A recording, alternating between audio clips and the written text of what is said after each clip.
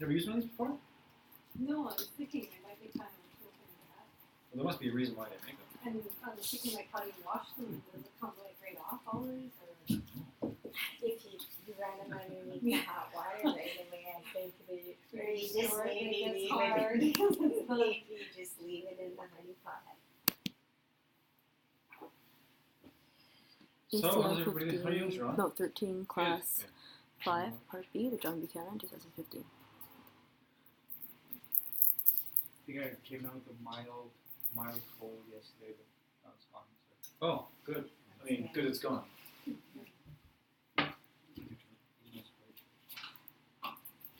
Shall return. My dentist that I work with was really sick with a bad cold. He actually took a day off work, which is very, very, very like to do so. But yeah, I don't know if that's good, but it didn't stick around for you. Yeah, well, I mean, I'm recovering right now, so like, I had a fever yesterday. The fever's not, but I mean, I still have it. But I'm not, it's not like I've been sneezing and coughing a lot. Yeah. Oh, thank you. Oh, actually, thank you. You're welcome. Appreciate it. Yeah, it doesn't produce heat though, right? Yeah, we started with a chant last time. It's good, I think. It's good before you do a logic class to open the heart.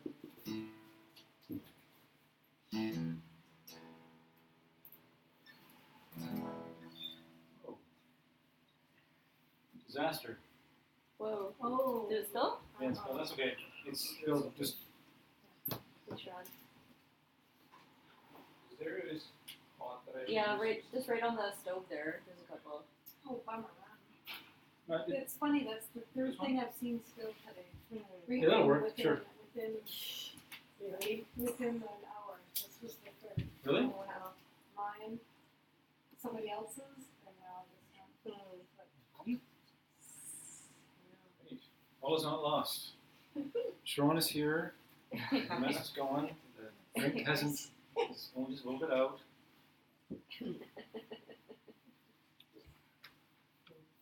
We wet it first, but Sorry. Sounds like Sharon knows a few things about cleaning. Yeah, me and Sean are like that way. I know nothing about cleaning. Me and Sean are into products. Are you? Yeah, me and Sean are all over the products. What kind of products? There's so many products. Well, it's basically a metaphor for all existing things. Okay.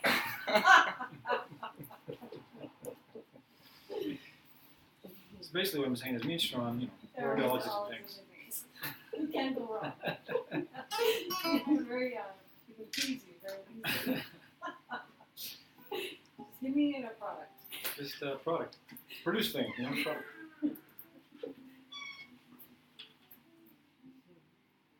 I'm You trying know to it. do your little riff. Pretty fast, you whipped it out. Is that okay? Yeah, well, let's turn the fan off just for the singing.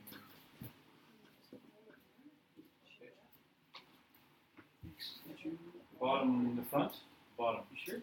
Oh, really? Buttons. Oh. Yeah. I just was pressing random buttons Yeah, until I it would do. go off. Oh, there's so many buttons on that thing. It's very smart to actually know which one. Bottom random button. Okay, I think I got it. So last time, before we started, I was talking about how, you know, this can be a meditation, like the song. And that we can just get into the song and sing and not worry about what it sounds like.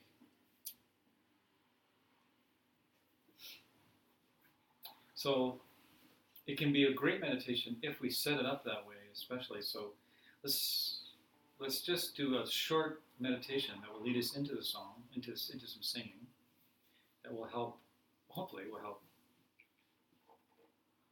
have the singing be even more functional. Close your eyes if you want to close your eyes.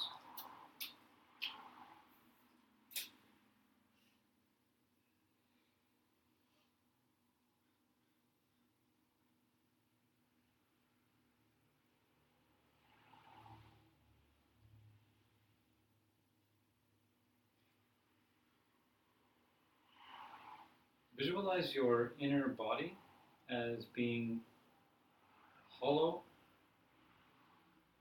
and filled with sky blue light.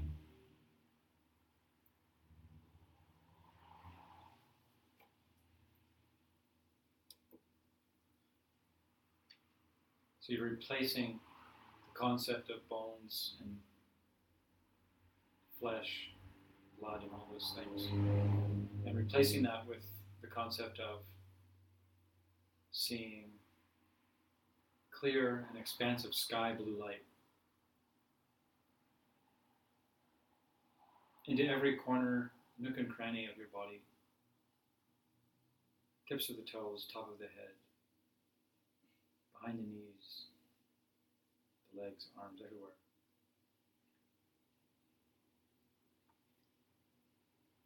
Then visualize your outer body, your shell, as being made of rainbow light.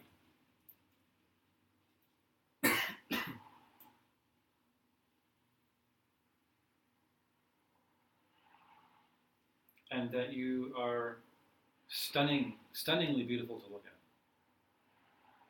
And the idea is that if someone had the karma to see you, they would just be in awe of your beauty and they'd want to reach out and touch you, but their hand would pass right through you.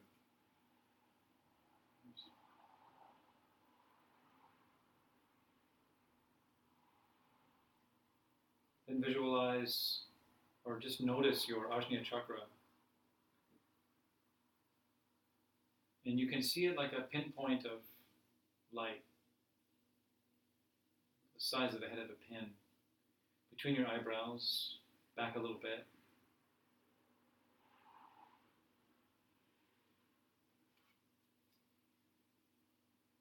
See it radiant, shimmering in the light. And then from this pinpoint of light, notice your central channel, Sushumna, this channel of light, about the size of a drinking straw, golden sunset red.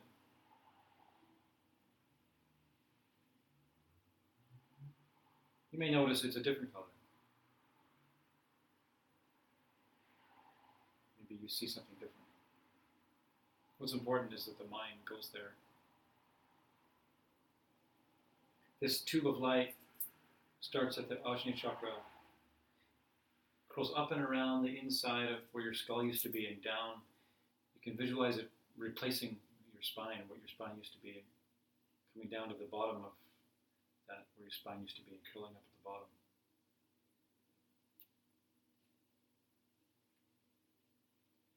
And then inside the central channel, behind the heart, where the heart used to be, or your center, your heart center, heart chakra, inside the tube of light, picture a rose about the size of a pea, beautiful, fragrant rose, hovering there alive, blooming.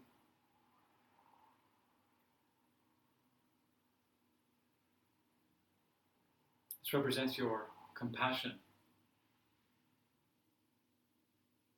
Just imagine the compassion of a holy being, heart blown wide open, the compassion that doesn't want any other being to suffer, willing to do what it takes to help people end their suffering. And then drawing your mind back to the Ajna, the pinpoint of diamond light, seeing this as your wisdom, your understanding of how reality is arising. And let's bring those two together. See the diamond travel through the tube of light to meet the rose and nestle in the bloom of the rose.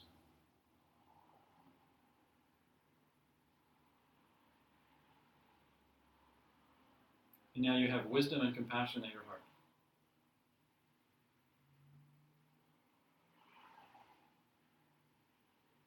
Now, see this union of wisdom and compassion, the perfect union of wisdom and compassion beyond time,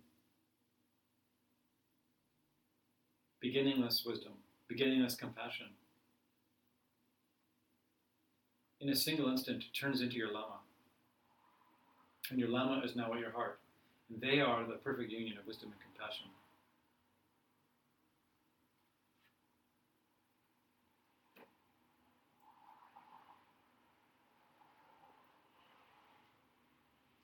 And then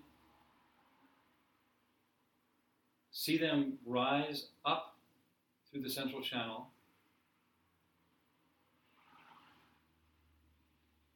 and they actually come and appear on your crown.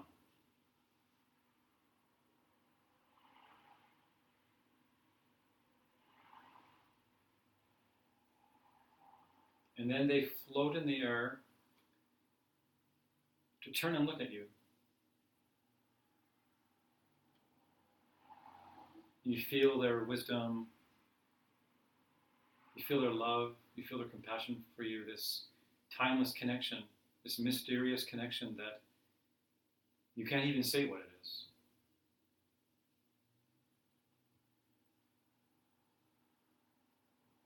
There is no saying what it is. And your devotion for them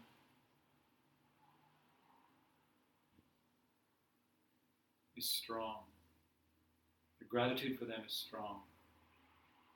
And so we sing to the Lama. So as we start to sing to the Lama. And sing your heart out to the Lama. And see them hear you and love you while the song is happening, which I'm sure that you all know.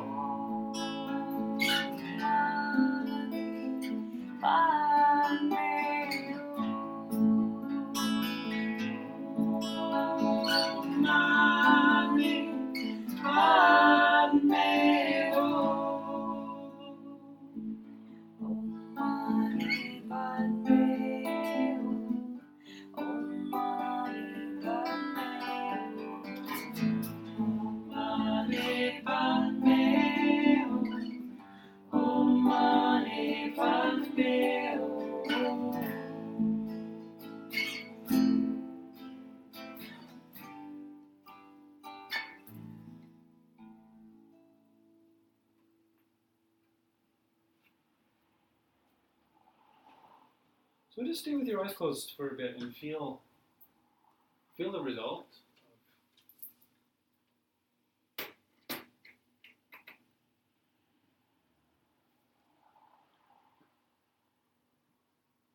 The vibration at the heart of having your mind pulled in.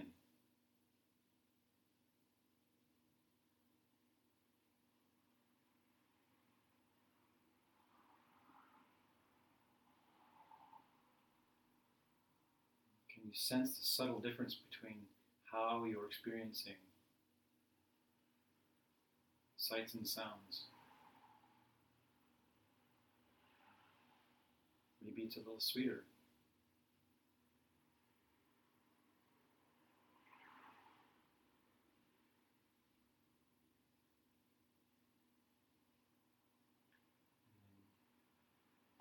Try and stay in that soft place while we come back and we'll get Christine to lead us through opening prayers. Sorry.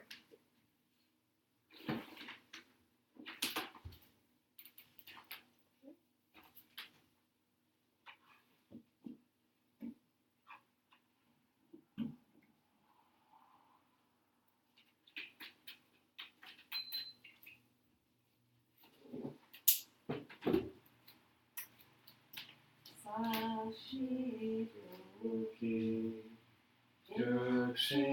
Dakshineto Tramri Rabling Shi Nyendegen Padi Sangye Shindu Mite Uwa Nidro Kunanda Shingma Chupasho Yamburu Atmananda Kamiratayami Sange Juram Soki Choknanda Janshu Badu Takni Kapsuchi Taki Jinye Gipe Sunaki Rola Penchir Sange Jupasho Sange Juram Soki Choknanda Janshu Badu Takni Kapsuchi Taki Jinye Gipe Sunaki Rola Penchir Sange Jupasho Sange Juram Soki Choknanda Janshu Badu Takni Kapsuchi Taki Jinye Gipe Sunamki Jola Penchir Sange Jupasho.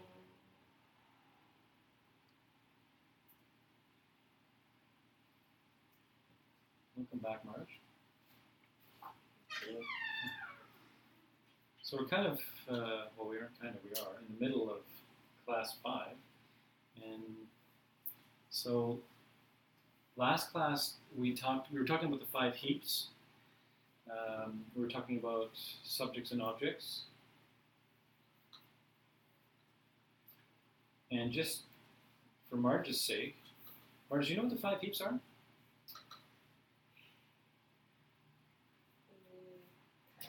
Kind of. Well, we all kind of. Yeah, no.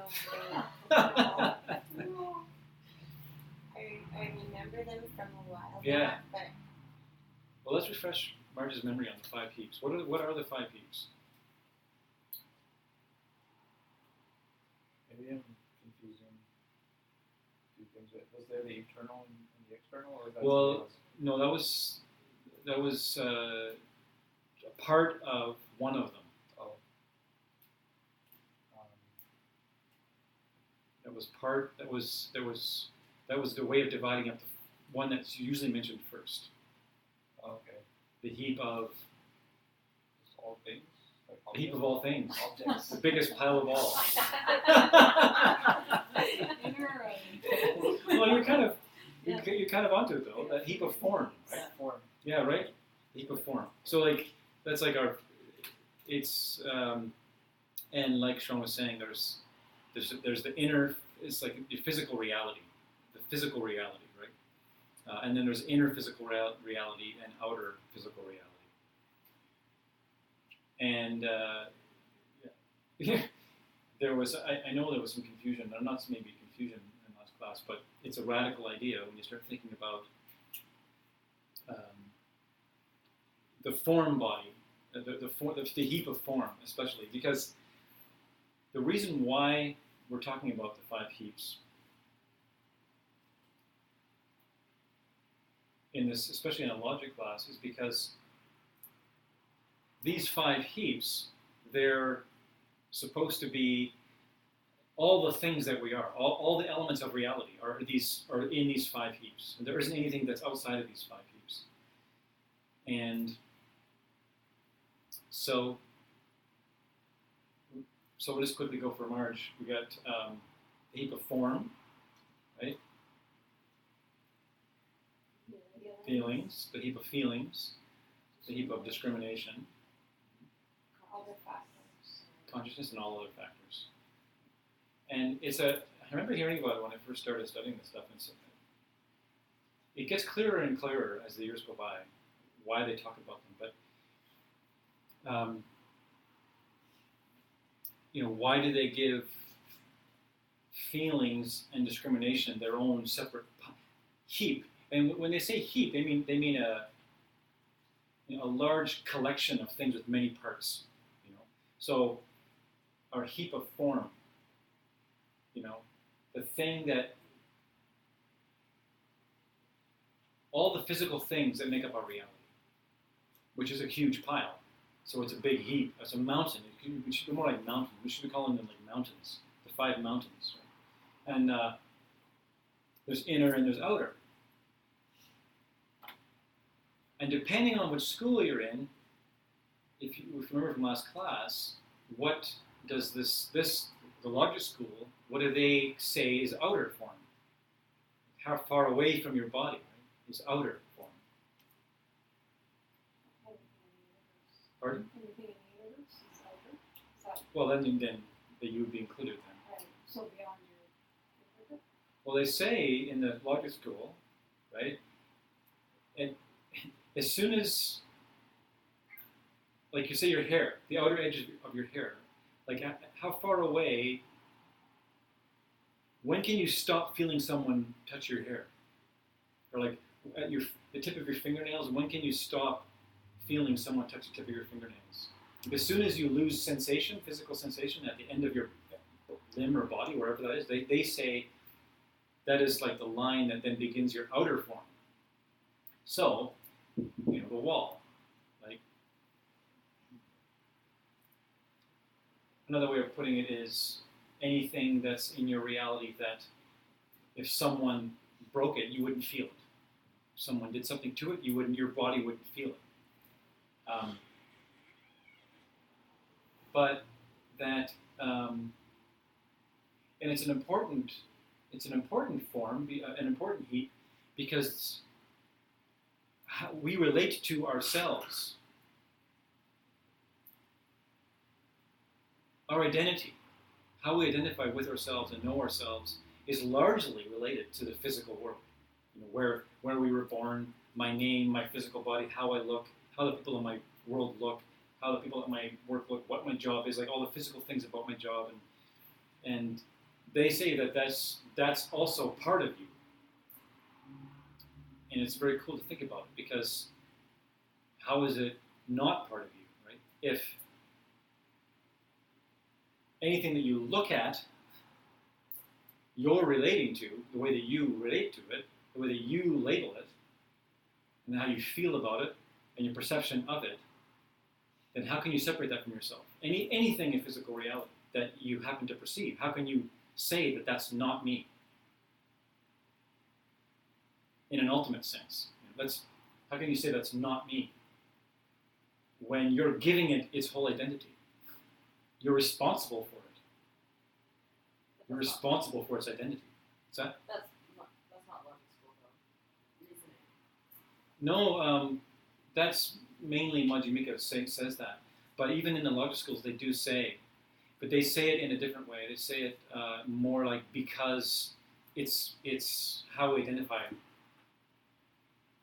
identify ourselves, like because we know ourselves by our physical reality, you know. So they wouldn't go as far as saying, because the whole thing's a concept coming from your mind, but they would say our sense of who we are is more relevant to our physical reality than we usually think. Because it's like, who am I? I'm John. And then instantly, all the things in my world are like, we don't go through the process, but it's like this mass identity with all the things that I do. Like I relate to myself. I was in Langley today working, right? And it's like, yeah, that's me. So we relate to ourselves in that way. But then I'm not going to go too much further into this. So feelings, emotions, how we feel about things, and those feelings getting us into trouble, especially if we misunderstand where the qualities of the object are coming from. And discrimination, just deciding what you're going to do about anything or for anything. And then the heap of consciousness, like the mental things, the mind. And then all other factors is, interesting in all other factors include the concept John. Because John is not I'm not just my feelings, I'm not just my heap of form, I'm not just my discrimination, I'm not just my mind, I'm also this other thing, which is a concept. I am a concept. We're all these concepts. We all have conceptualized ourselves and each other.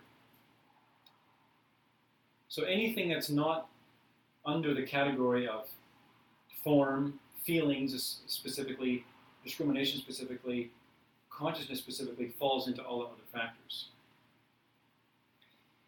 So the point being, if we get good at proving the emptiness of things, which is what this whole course is about. This whole course is about learning many, many ways to prove to ourselves especially, and to others when needed, that things lack self-nature. That things are empty of self-nature. And so, you have 5 places to look. You can go and try and find self-nature in your heap of form. Can I find a self-existent thing anywhere in my heap of form that how about my feelings? Am I going to find a self-existent feeling? Oh, didn't have any luck there. Okay, how about I'll try my discrimination. I'll go looking there, see if I can find this self-existent thing. That's going to be, it's got to be a self-existent me somewhere, something somewhere. Oh, couldn't find it there either. I guess I got only 2 more places. I got all other factors, and I got my mental continuum consciousness. Am I going to find it there? And if you look in all those 5 places, that covers everything. There isn't anything in the reality that has any self-existence about yourself. And that's why it's important to divide it all up into that, because it's helpful to be able to do that versus trying to do it all at once.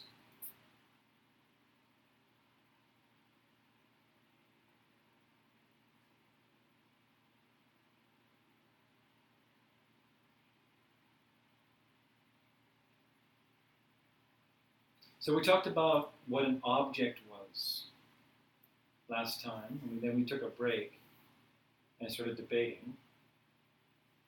We broke the class, started debating.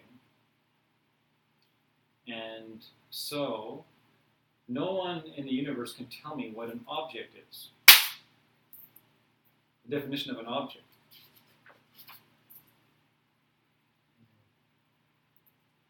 You tell me you can tell me the definition of an object? Will you tell me? Yes. Sure! Something that is apprehended by a subject. Apprehended by a subject. Subject, I don't know what that is. You can't tell me what a subject is. That which apprehends an That was oh no. I'm going in a circle of misunderstanding. I have no. Subject, a topic. Exactly, Marge. A subject, it's confused me for so long. No, we started talking about the subject-object when I first got into Buddhism. I started talking about subject-object. I was found it confusing all the time because in school we studied subjects. So to me, for the longest time, the subject was not the person looking. It was the thing the person was looking at, was the subject. You know, math.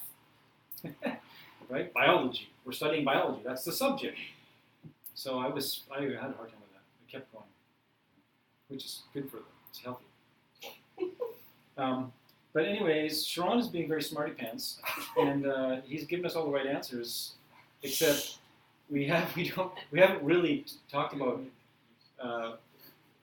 what a subject is. Or did we? Did we talk about subject last time? Mm-hmm. We did. Did we talk about?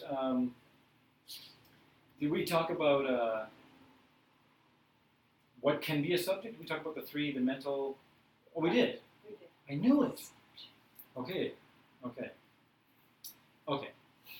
So, an object is really anything that can be perceived with a valid perception. Which, doesn't necessarily mean subject, because a subject is it would be something perceiving the object. So a subject could perceive. Okay, let's consider Sharon. He's the subject. He just happened to go out on Friday night and got completely hammered, and he saw a cave troll that kicked a bus. So because Sharon's a subject, that was a valid perception. I guess it was a valid perception.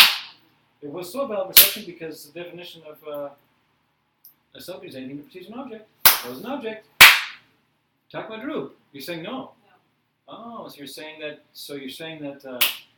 just because a subject sees an object, it's not a valid perception. Is that what you're telling me? Yes. Oh. So then the definition of an object is not something seen by a subject. Is just what you're saying. No. It is something seen by a subject. So the definition of an object is something seen by a subject? Well, he sees it again. Cheer. Who said that? I said that. Doesn't law say it again? Say it again. So you're saying the definition of an object is not something seen by a subject. That's what you're telling me? It is. It is then. So you're telling me the definition of an object is something seen by a subject. Sure. Well, So that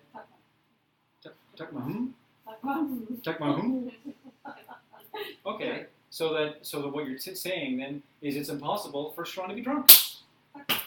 You just said it was. You said it was because you just said we just talked about Sharon what he was doing the other night. Got drunk, saw a cave troll, and so he saw the object. So the object was real because Sharon saw it. Anything that sees an object is real. So you're saying no? You changed your mind? No. So the definition of an object is something else. Not anything that's seen by a subject. Yeah. So anything seen by a subject is an object.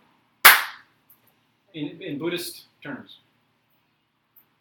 You're telling me that the Buddha said that anything that is seen by a subject is an object. You're not saying that. You're changing your mind. You can't give me the definition of an object. Can't. You can. Sure. Joe! So the subject, anything. Why are you saying the word subject? Because you're already asking with the object. I said. Yeah, what is the definition? Give me the definition of an object. Or object? Object. Why can't I bring up subject? You can. Go ahead. Bring it up. All existing things seen with a valid perception, or that Oh, it's valid perception. valid perception. So valid perception has to be in there.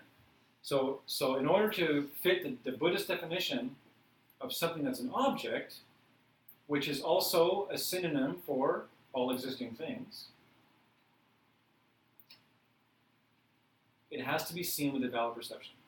So simply saying a subject seeing it is not enough in Buddhist terms to say it's an object. That's all, right? Mhm. Agreed? Sorry, Margaret. Yeah. A topic. Right. Okay. So, what is a subject? Now we've discovered what is an. Now we know what an object is. What is a subject? Besides being a subject in school. Perceiver. I guess a subject could perceive something that isn't an object. Anything which engages in an object, right? Is it any existing thing which engages in an object is a subject. So this is a big deal in Buddhism. Yeah, how could a subject see something that wasn't an object? What would the example of that be? Pardon? Are you debating Sharon now? No, because he said a subject could perceive something that wasn't an object. Yeah, because I guess we were talking about the cave trolley picked the bus. So then the cave trolley picked the bus wasn't an object A good one. by a valid perception. So then am I still a subject? Good point. Are you still a subject? Yeah, because you were engaging with an object, but that object wouldn't make the list of being a true object, because it didn't exist. But you saw an object. Because notice, it doesn't, in that definition, doesn't say which engages in an object with a valid perception. It just engages with an object. But it's tricky, right? What's the definition of an object? Something seen by a valid perception. So now we're basically screwed.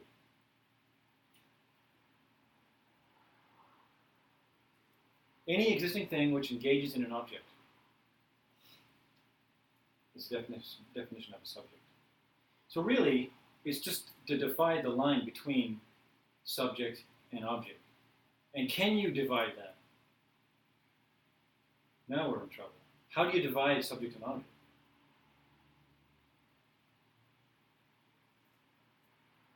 But that's not the class for this, is it? You know, what arises first, the object or the subject? And how does a subject know it's a subject unless there's an object for it to see?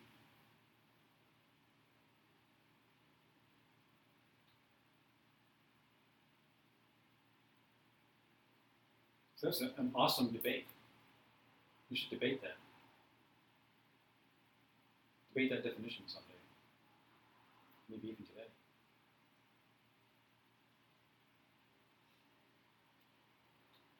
But then we had this little fun thing about what, you know, of the three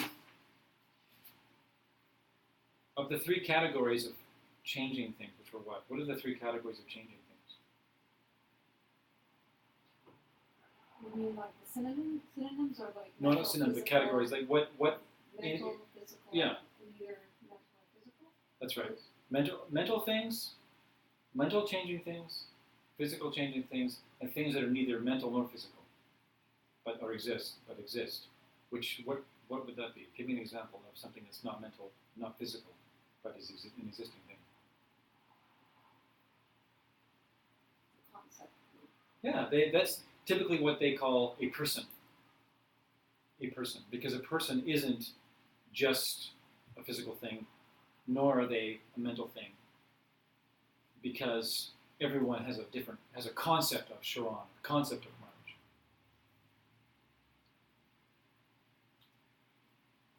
But then we had this little fun thing about what can be a subject, and we landed on that really only mental things could be a subject. So now we're going to get into some new territory, which is two kinds of mental things. Two kinds of mental things. Rangrik and Shenrik. Rangrik and Shenrik. So Rang means self, and Rik means it knows. In psychology, this is like apperception. Right? It means self-awareness. Self-awareness. And Shen means other than the self. So there's two kinds of mental things. The self-awareness and something that the self is aware of. Being aware of something. And here is where the schools differ in their opinion a little bit. Because according to the Sutrist school, the logic school, the definition of self-awareness is the ability of the mind to be aware of itself at the same time it is perceiving something else. Like this object, right? The ability of myself to know that I'm looking at this object.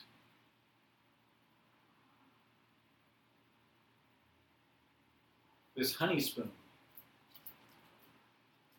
if that's what it is, a honey spoon, honey dipper. It's a honey dipper, honey dipper. So in the logic school, what's the proof they use? That I can actually be aware of myself at the same time that I am looking at this honey dipper.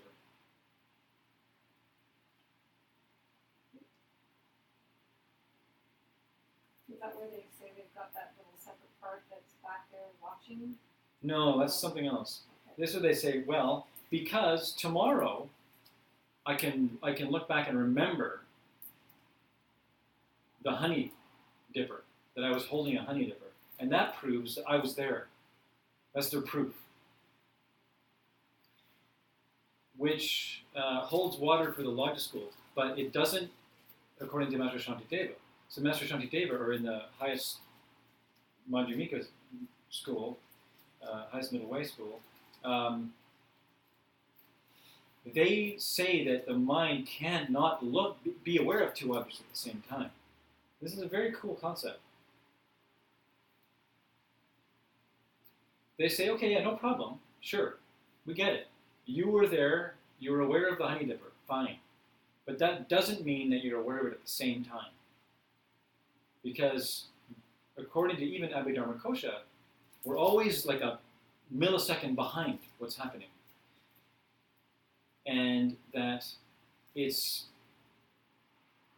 let me say that, a millisecond later you're aware of yourself. It's not happening at the same time. I think the clearest way that I've ever seen this demonstrated, or heard this demonstrated, was, I think this is a scriptural example. You see, although it appears that we perceive things all at once, we don't. And if you actually pay attention, you'll notice that we don't. Our minds are very, very quick, and it seems like we're seeing a bunch of stuff at the same time. We don't. But they say it's like if you had a target, like say an archery target, and you stacked 20 rose petals, one on top of the other, and then you shot an arrow, and the arrow would appear like it's punctured them all at once. But really it's going through each rose petal, and then finally going through all the rose petals. It just appears like that it's all happening at once, but it's not. So our minds are moving so fast that it just seems like that.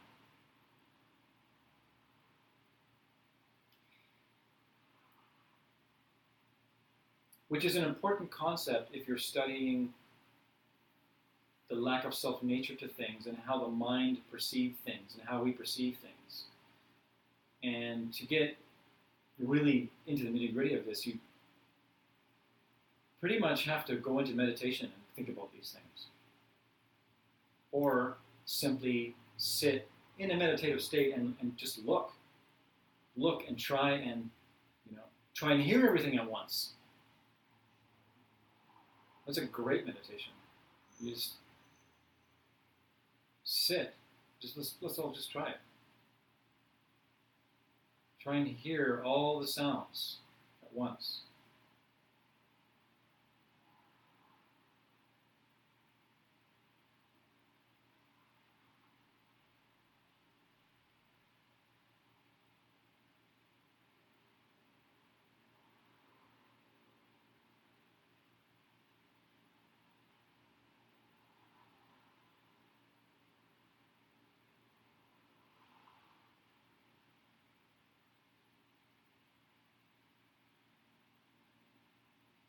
Do you notice that something happens?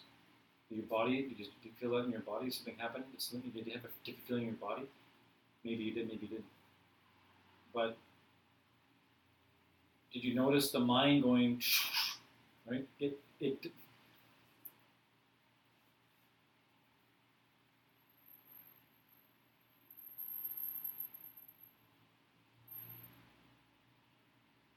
And that's the beauty of the power of the mind, because it seems like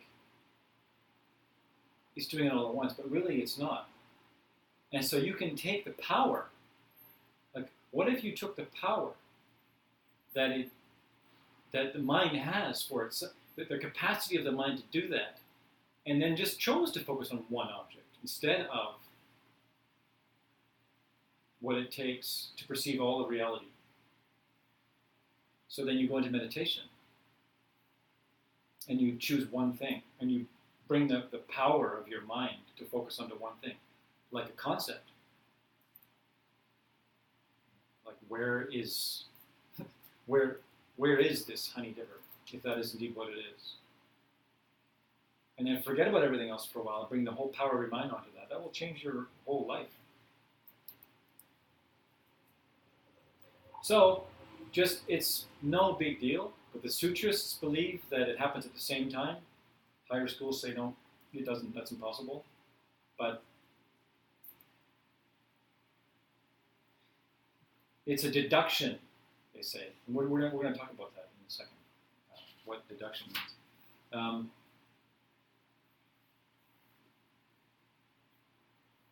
So they're saying, yeah, there's self-awareness, but it's a deduction.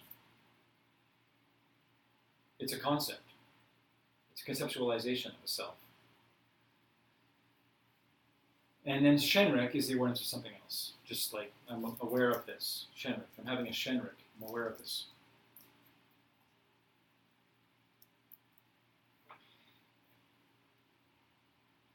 So, the Shenriks can be divided into two divisions.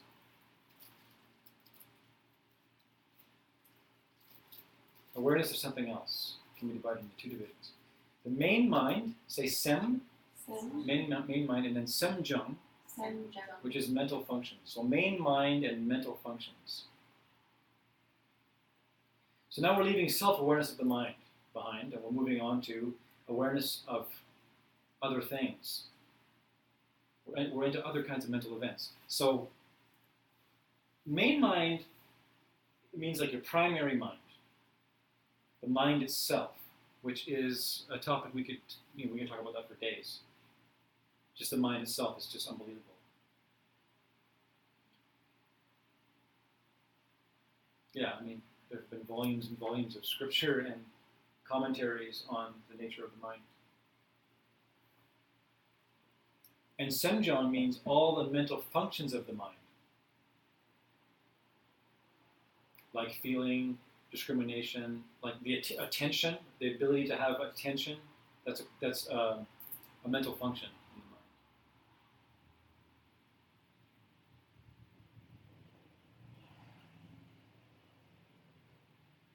the mind. And every being, every sentient being, like a bug, has the ability to have focus for, I don't know, a bug maybe a few seconds. But they all have that mental function of being able to focus on something. Clive can do it. He's very good at it, actually. And that's enough to call it single point of concentration, just get that ability. But all these are semjongs. All these are semjongs, like jealousy, anger, virtuous states of mind are just functions of the main mind.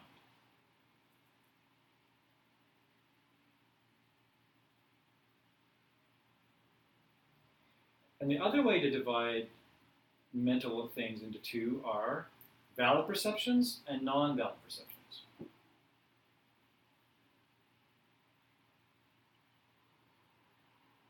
We all know an example of non-valid. What are the examples of a non-valid perception? You're Intoxicated. Jealous. and the influence of strong mental. Yeah, under the influence of jealousy, paranoid.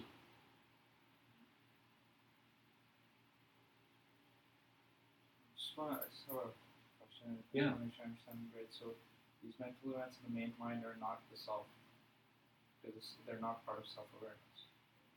That's what they're saying. No, they're not part of self-awareness. They're not. They're not that. They are.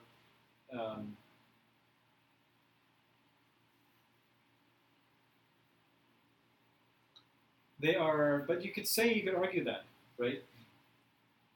You could say that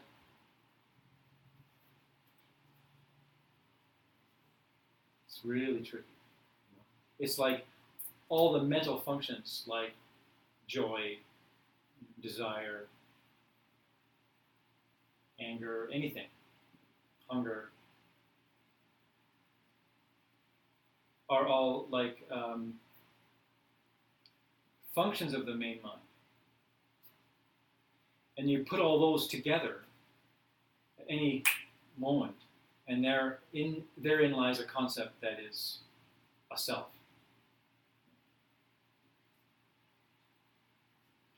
So it would be like it's a function of the main mind to be able to have a concept that it would then label self.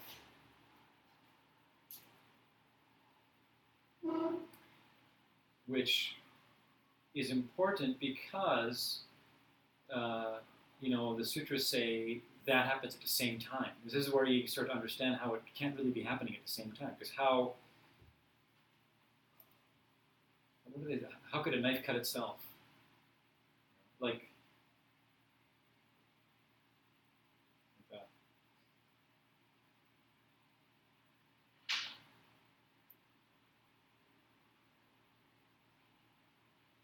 Another example of non-valid perception. Have you ever sat beside a mountain stream and stared at the water, the beautiful stream, and then look up and it seems like the bank is, that would be an example of a non-valid perception. It seems like the bank is shimmering. Getting off a train if you've been on it for a while. Yeah. Because the whole world's moving. Yeah.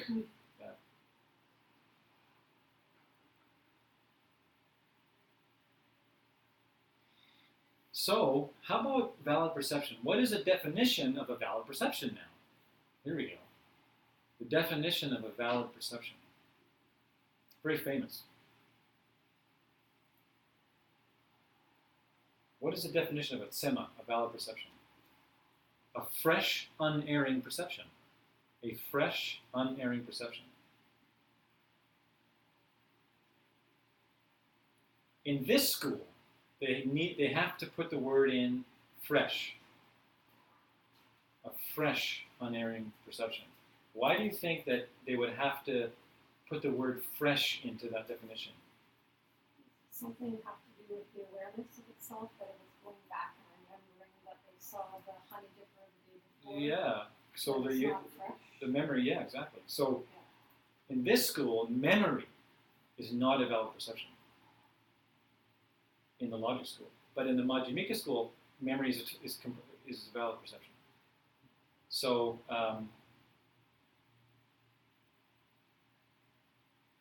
in the definition of a tsema in Madhyamika Prasamika is they take out the fresh part. It's an unerring perception. So, there are two kinds of valid perceptions. two kinds of valid, and this is where we get, this is the whole purpose of logic, is what we're about to say next. It's so cool. There are two kinds of valid perceptions. What are they? What do you think they are? Completely valid. Correct and incorrect. Pardon? Correct? No, Oh, no. they're both That would be valid. like, that's something different. Types of valid possessions. Two types of valid perception. Okay, here, I'll give you an example. Okay. Am I holding this object? Let's all agree that this is a honey dipper. Okay? Oh. Am I holding a honey dipper in my hand? I'm going to deduce that you are. I'm going to deduce that I am. Yeah. Okay. But I directly. Hold on. Wait. Everybody be quiet. Be quiet. Listen.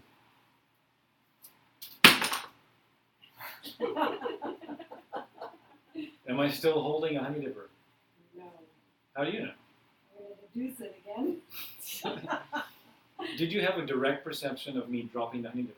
Yes. I can see it. No. I just heard it. Okay. Let's just pretend you didn't see it. So yeah, so you didn't, but something happened in your mind that you deduced it. You had a deduction. That, yes indeed, the honey dipper has fallen. Oh, so direct and indirect. Kind of that, like direct and indirect, right? And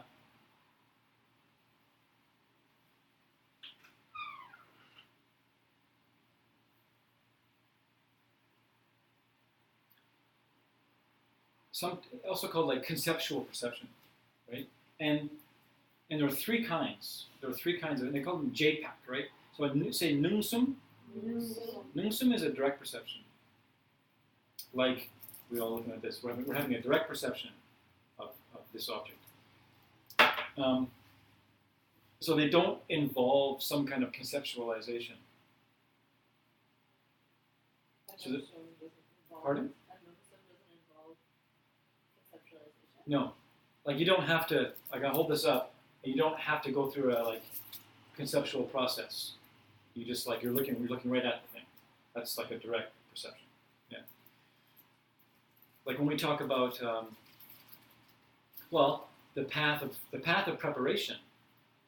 The path of preparation is all about developing deeper and deeper and more subtle ways of conceptualizing emptiness, till finally one day you actually see emptiness directly. And that's what the path of preparation is all about, is by deduction, right? By deduction. Because by deduction, we can talk about by deduction and get by deduction that this thing is void of self-nature. We're not seeing it directly, but we're intellectually, which is a deduction. And guess what? That's valid. This is the very important thing about logic, the logic school in Buddhism, is that a perception that you have by deduction, that you come to by deduction, this is why the debates are great, it's actually a valid perception. We call it a valid perception. Like if I say, consider sound, it is a changing thing because it is made. And you come to the realization that sound is a changing thing because it's made. You had a deduction of sound being a changing thing. And you just had a valid perception of sound being a changing thing. It's very cool. And that's how, see, they even say, you can see your past lives in meditation. You can get really good meditating and, and then you can actually see your past lives. You can. But you can also, so then you're having, at that point, you're having a direct perception of the fact that there are past lives. You're like, yeah, I know there are. But you can also get into class and we start talking about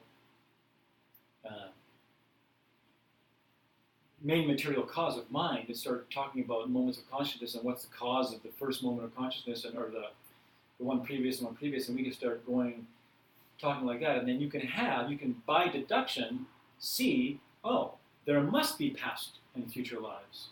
And then they would say, you had a completely valid perception that there are past and future lives, just as valid as the person who in meditation saw.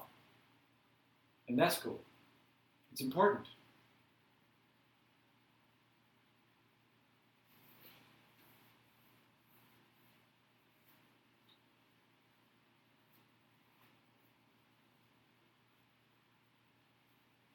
Because then you can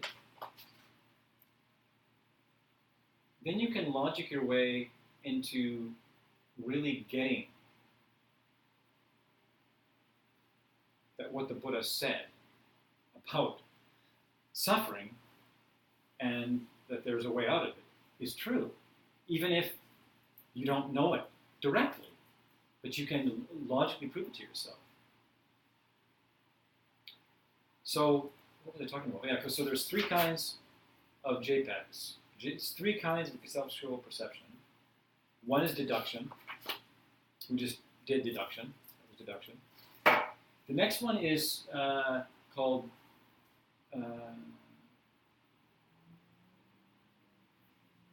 okay, no, that was Nutop. Say Nutop?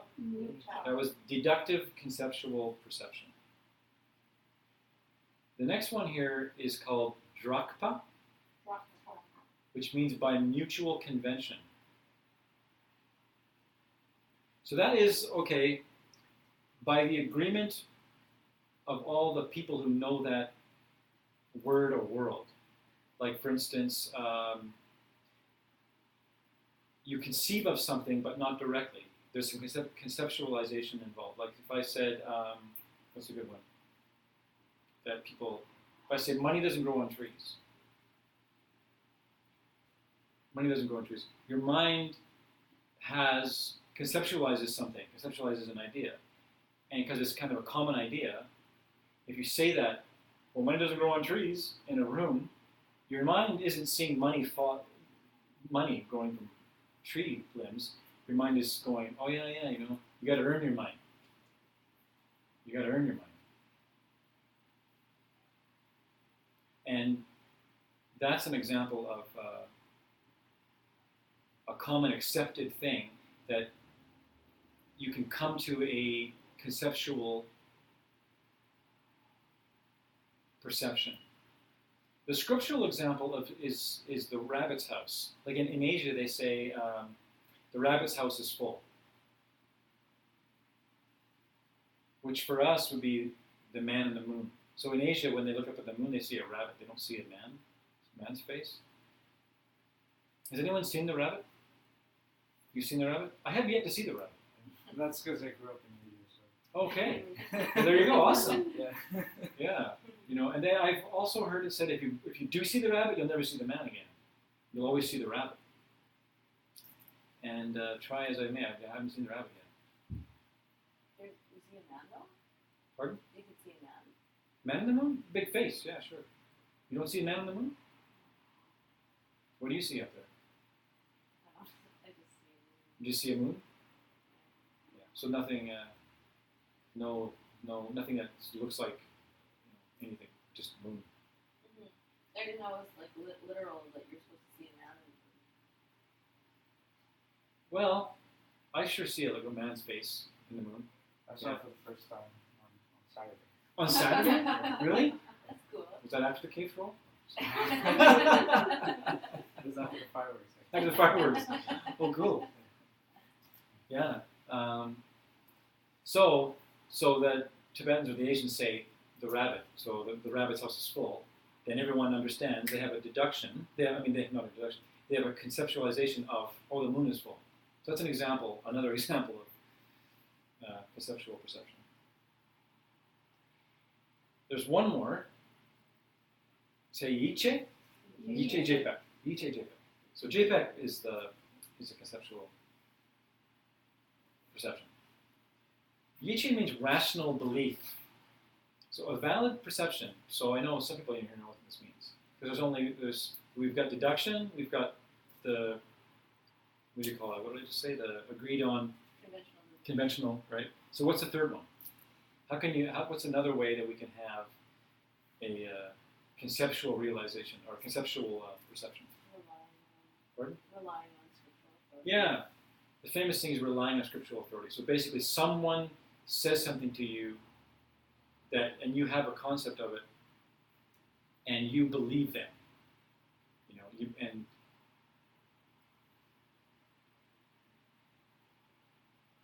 most people don't have a standard that's quite like a Buddhist standard as far as how you become an authority on something.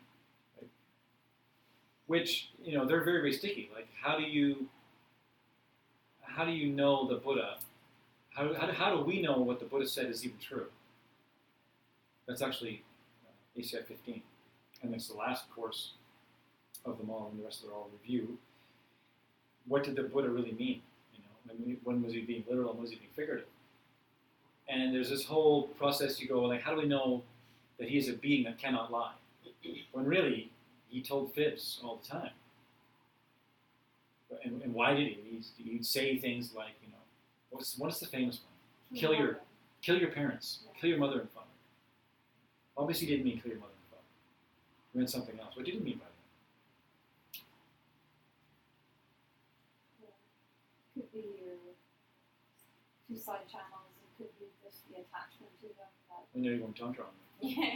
But it's an attachment to your mother and father. Yeah, it's like don't go home and axe murder your parents. If you get over your attachment to home life and study, practice. But it's a strong statement, which a person would remember. Right? Kill your mother. Oh, yeah, it could totally be a tantric meltdown. Because kill your mother and father, if you go tantric, you'd be like, just like get enlightened. You take, can't forget it. Because they want to have that kind of criteria, because most of us, it's just been good enough because mom and dad said it. That's why we're in all the trouble that we are. Because we have been believing that we should act in the world in the same way that everyone who is suffering is acting.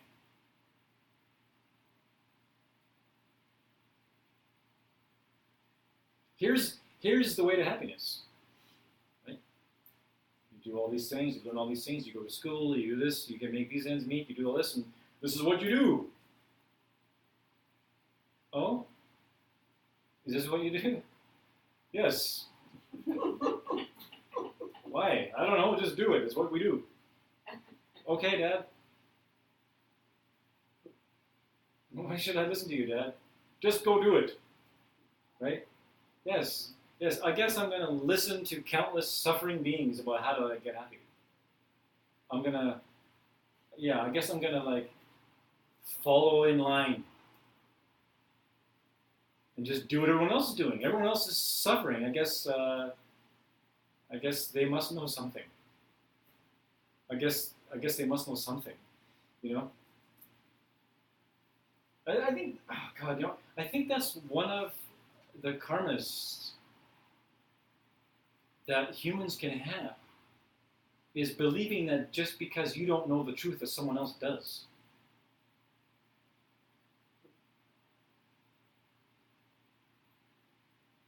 There's probably not very many people that know the truth.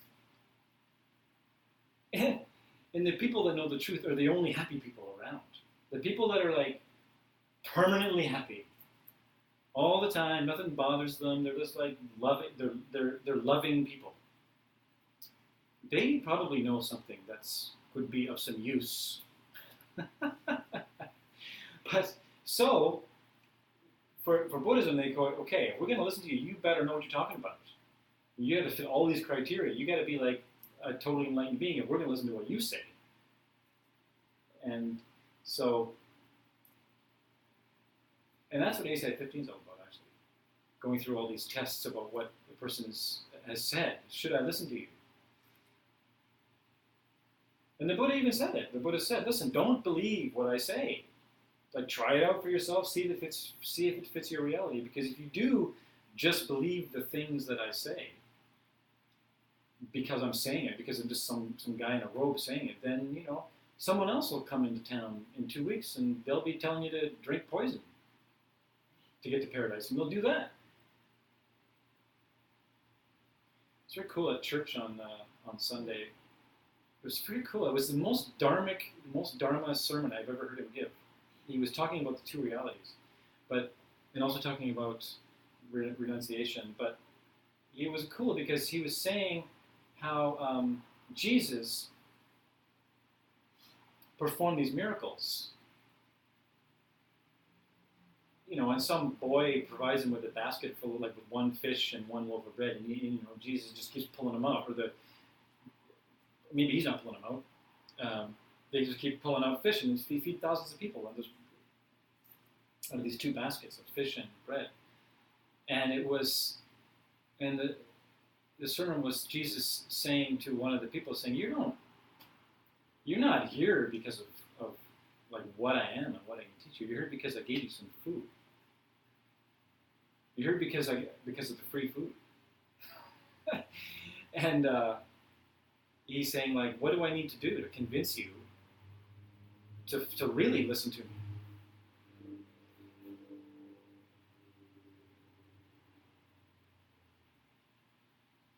Because most of us are interested in the free food. I mean, what's the most exciting thing about a wedding? The banquet. The bar. No, it's like we're drawn by those things, and actually in this lineage, that's one of the things they say is if you entice your students by giving them things like cookies, and trying to get them to stick around long enough till they can't leave anymore because they're like they're like it's too late. They heard just enough to go, oh no, it was never about the cookies.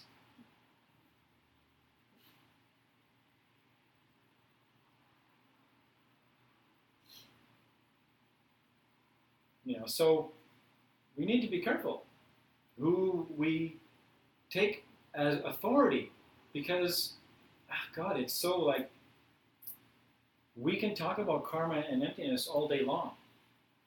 We get into class and this is the way it is, and I'm going to do this and that, and it's so easy to go into the world, and then someone starts talking in your ear, and we get pulled to some other. Maybe that karma and emptiness thing is not so hot. Maybe there's some other thing I could be doing. And that's why we need to prove it to ourselves. That's why we need to be able to prove it to ourselves that what we're doing is useful. Me and Shram were talking the other day about that. That's why in a Buddhist book, they go through this much length in the beginning to convince you that the words in this book have been said by someone who knows what they're talking about.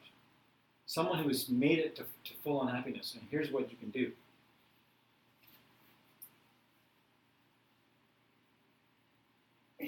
So if someone that you believe has authority describes something to you, like when the Buddha said all life is suffering, and you believe that to be true, then you had a conceptual perception,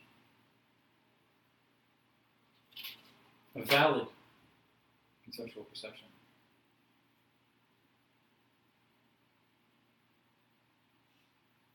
So that's pretty much class. No, that's not true. We have a little bit of formal logic, which is just some words to say. But I wanted to just tell a little thing that you could think about. How do you take these kinds of things, these kinds of ideas we talk about, and turn your day into dharma? Right? How do you live like a dharma life? And I just want to give you an example. He likes these things.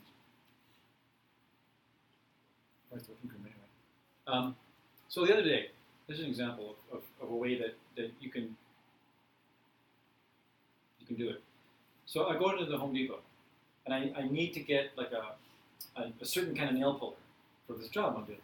So I walk in there, and I finally find it.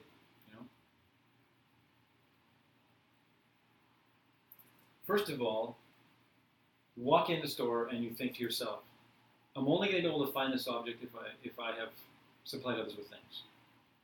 That's what you do right away. You don't walk in and think, I hope they're not out of that thing, or I hope they have that thing, And I hope this Home Depot carries it. There's the Canby Home Depot and the Terminal Home Depot. The Terminal Home Depot is far superior to the Canby Home Depot. They have way more stuff. I've gone to the Canby Home Depot so many times and got said no to. It's insane.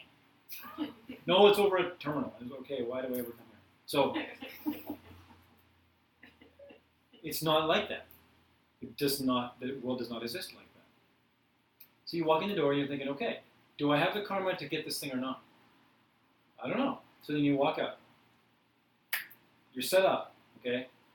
You're set up now. You've got your foundation. You're walking into the doors with the foundation. You walk up. Then I see the thing I want. I go, great. Look at the price. Pretty cool, reasonable. Grab it and walk to the till. The guy says, "Oh, can you go back and get me one with a number on it because there's no price?" So I go, "Okay." So I quickly run back like a little bunny just because I want to get to the job. So I go there, and I have an option. There's about 7 of them all in a row, and the one that was in the front that I grabbed has no barcode on it. So am I going to just grab the one that's in the front and put that one back on the front that I grabbed? And what would be the smart thing for me to do?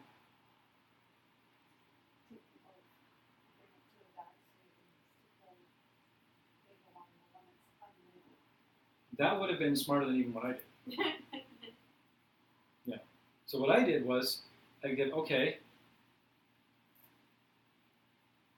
to save other people's time, I'm going to bury this one in the very back. So I took them. I took the time. I took them all off, which took some time, and then put the one way in the back, and then shuffled them all forward so that all the ones with the barcodes were in the front.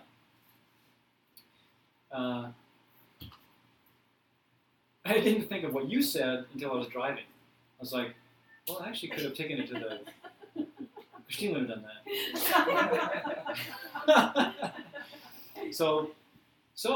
But the whole time I'm doing that, in my mind is, I am giving people time. I am saving someone the hassle. I'm saving someone the hassle. So, boom. Karma engine is the whole time. Then I walk back, and sure as heck, there's someone there with a great big pallet of stuff now that's arrived. There's a big pallet full of 19 things. He even said 19. And I get there with my one thing, and I stand there, and then I'm just thinking, yeah, if I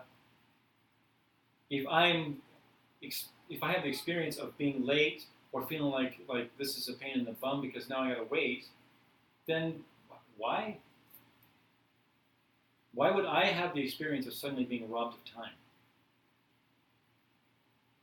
Why would I have that experience? Why? What would cause me to think, oh, I didn't get to go right through. Now I have to wait. Now it's going to take me extra time to get to where I want to go. So I could think, oh, I've lost time. How do I lose time? What would be the cause of me losing time? Or having the concept of losing time? What would cause that?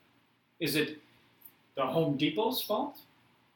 Right? So I have a choice. I can walk up and go, right? The guy could have saved my spot. He saw me coming. He could have saved my spot. Or if the Home Depot had been on top of things, that would have had a barcode. This never would have happened. I would have been driving already. I would have been halfway to the job already. I could be all kinds of things about the Home Depot. Right? Okay, think. Who is this jerk who's buying 19 things on a pallet? Why didn't he come on a different date? You know? Is that what I'm thinking? So, someone tell me, what is the cause for feeling like you've just been time's been taken from you? Yeah. So, what are some examples? How can we take time from someone else? Not being considerate of people who are behind you or something like that. Yeah. That's Cut somebody off the traffic. so you can get somewhere Go to the yellow light while somebody's trying to turn and and you can't turn. Nice one. Thinking about that today, like driving is like there's so many opportunities to be courteous. Oh yeah, Yeah. Just like opportunity after opportunity. absolutely. Yeah. And then you can get honked at from the guy behind you. Are they connected? Mhm. You made the guy behind you wait longer because you're being courteous, and the guy behind you's like, right? Are they connected? Couldn't be connected, could they? What's other ways that we steal some talking too much?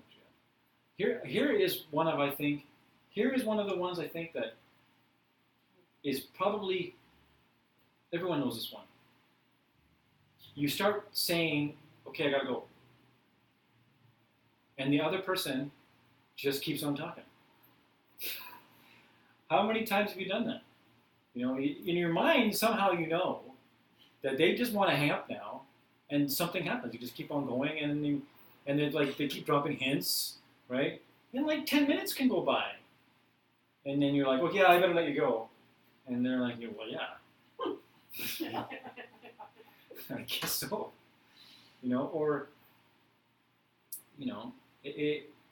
I think that's why businesses are so good at, like, say if you have a lesson, like I take drum lessons, right? And it's like all business in there. You're like you're in and you're out. But if you're giving private lessons, like I see Mishi do this all the time. She gives a private lesson she's being paid for a section of time that's supposed to be from this time to this time. But it's a private lesson. There's no secretary, there's no office, and so the people mill around. I see it all the time. They mill around, and it's 20 minutes later, they're walking out the door. I've done that lots of times. You get some like session with somebody, and all of a sudden you want to talk about yourself for 20 minutes. Yeah, that's really cool, and I think this, and I think that about that, and I think this about that, and yeah, this is cool, and I think this about that, and this is all cool. Yeah, I think that about this and that about that too. That agrees with everything you say. Let's like rehash the whole thing now for 20 minutes. Man, you are seriously, that's like me completely robbing myself. That's like me setting up 100 Home Depots of like having to wait. The thing not being there. Oh God, it's not even there. I gotta drive to terminal now. I'm an hour late for the job now. Just because I, wouldn't hang up the damn phone when it was time. So, like, that's the Dharma. That's the Dharma. Couldn't Nishi say like, I have a schedule like lately and Then I can't burn off my karma of doing. okay. That's how I look at it. I could. Yeah. I could. I mean, if Mishi had wasted somebody else's time, then that would have been Okay. Over and Okay. over. right? Then somebody would have just like up and gone. Okay. If that's what it wanted. Yeah. Okay. It's endless. And so how do you stop the cycle? So, like, in a way, it's kind of like Shron was saying about the subject-object thing. It's like, how do you ever decide? Because it's your fault that they're wasting your time. How do you do that? I mean, how am I going to fix that? Oh my God, my karma is making them waste my time.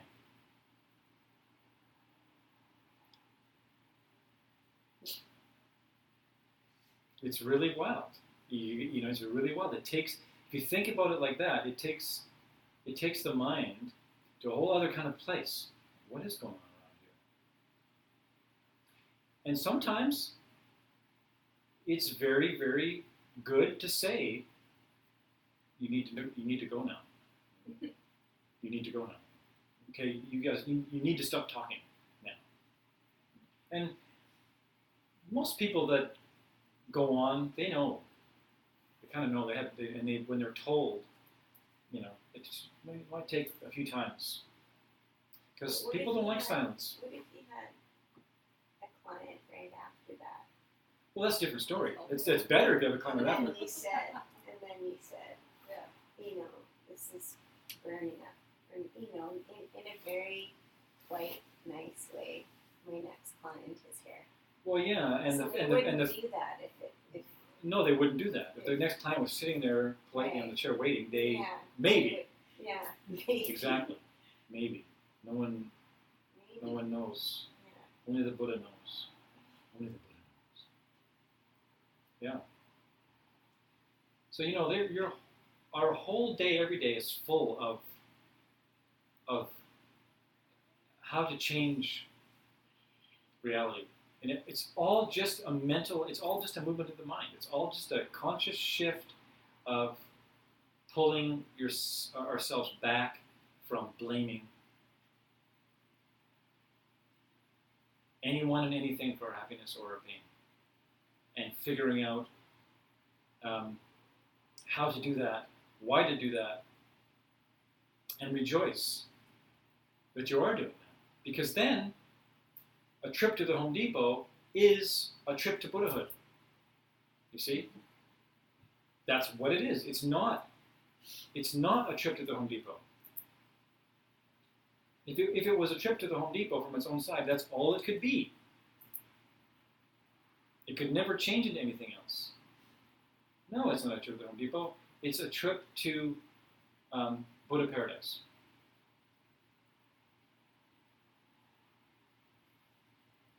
And you can do that every day. Every day. You can be like taking a walk to Buddha Paradise. It's not about whether or not things suck or not. Because everything is for the future.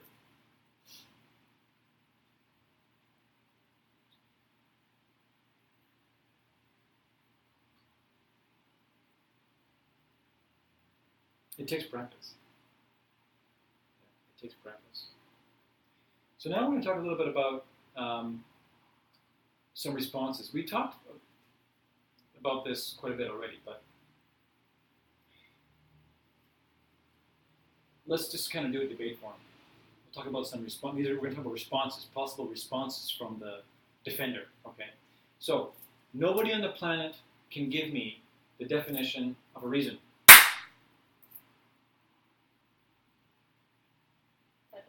Takmadru. That's a possible response. Takmadru, right? She's saying wrong, right? Then I would say, are you telling me you could? Are you telling me you could? Dark. Then I go, sure. Then you're going to say what? Definition of a reason. Anything before it. Anything you put forth as a reason. Anything you put forth as a reason. And that's how the interchange goes, okay? So here's some other possibilities. So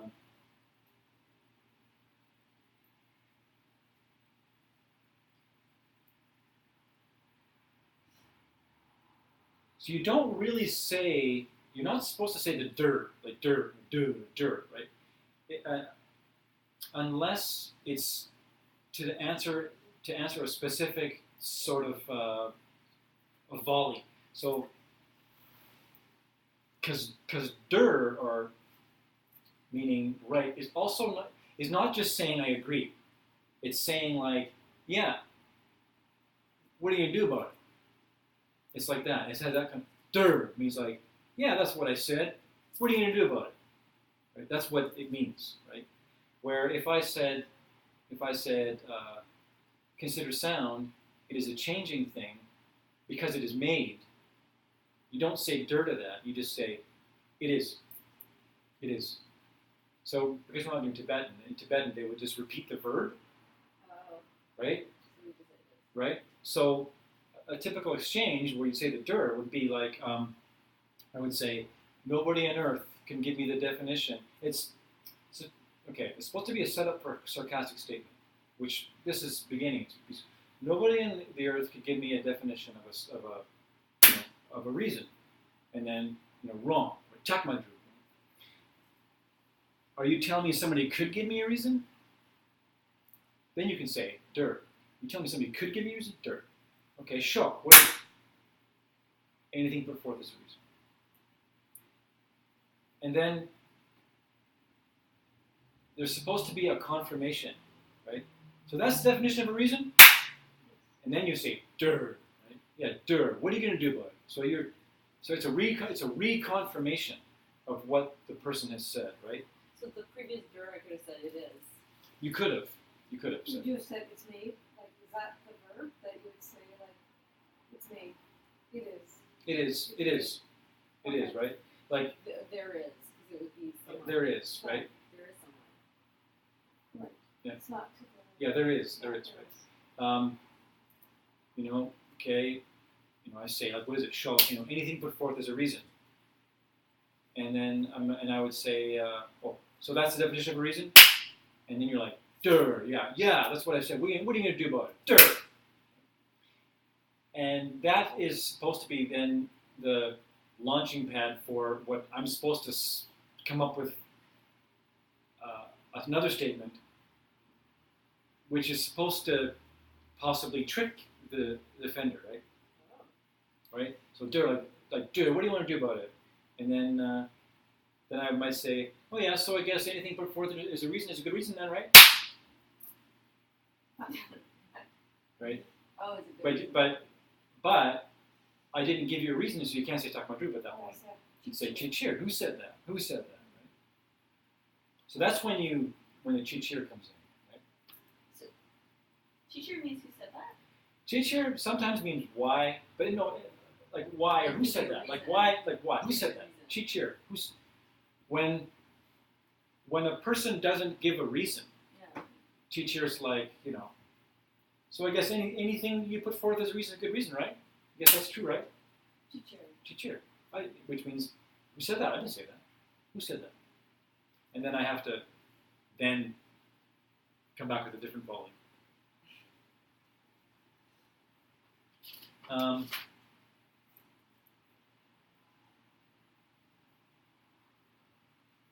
So now we know about la, which is, can you repeat that? The defender can say la, can you repeat that? Takmadru, which means bad reason or wrong. Bad reason or wrong. Kevamajun means, yeah, you're right, but it doesn't prove, right? You're right about that thing you're saying, but it doesn't prove what you're trying to prove. Kevamajun. Dur, yeah, right, that's what I said. What do you want to do about it? That's the dur. So now those are all the responses that a defender can give until they get to shok and then they get to say whatever they want to do to me.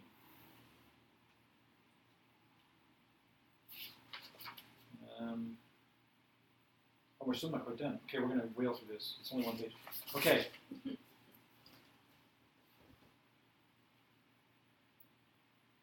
Right, because we're not explaining. I'm just going to give a couple of definitions, a couple of examples.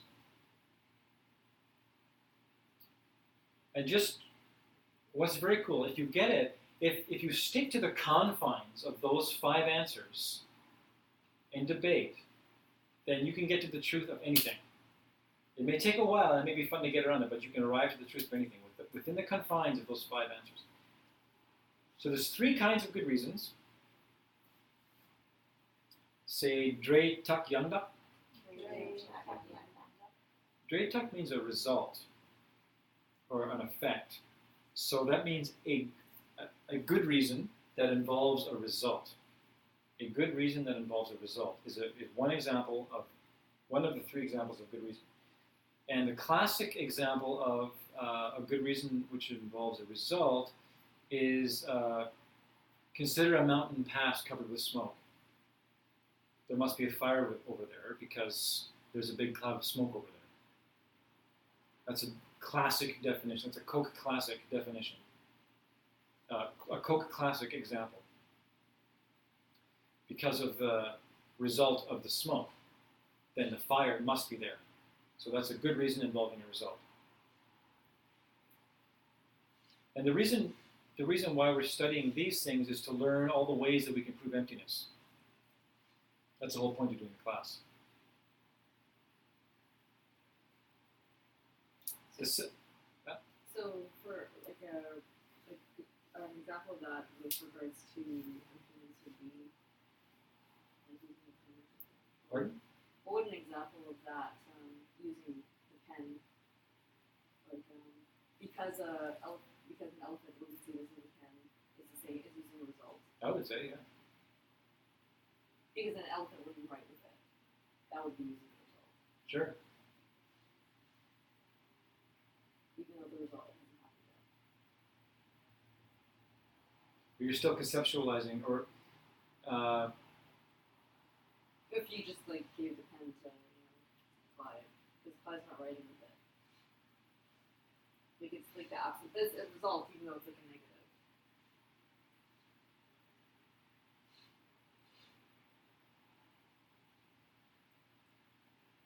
so you're saying, consider the pen. It is empty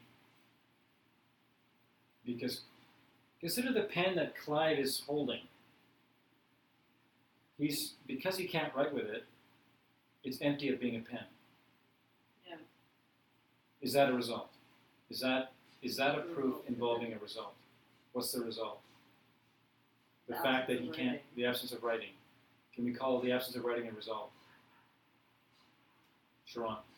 Could it be if like there's somebody who's using a pen for something completely that is like has nothing to do with what the pen is used for, and he believes that that's what it is, then we could say that consider the pen is empty because this person does not know it's a pen and isn't using it for anything. Right, so maybe, okay, so that maybe that's easier to understand what Sharon's saying. So a positive thing, using a positive thing instead of a negative thing. So consider the pen.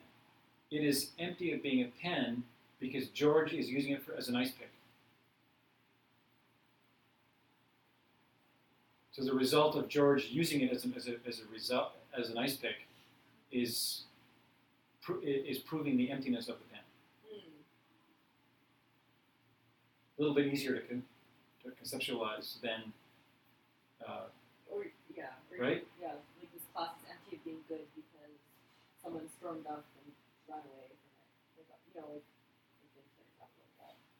Is empty of being bad, good or bad.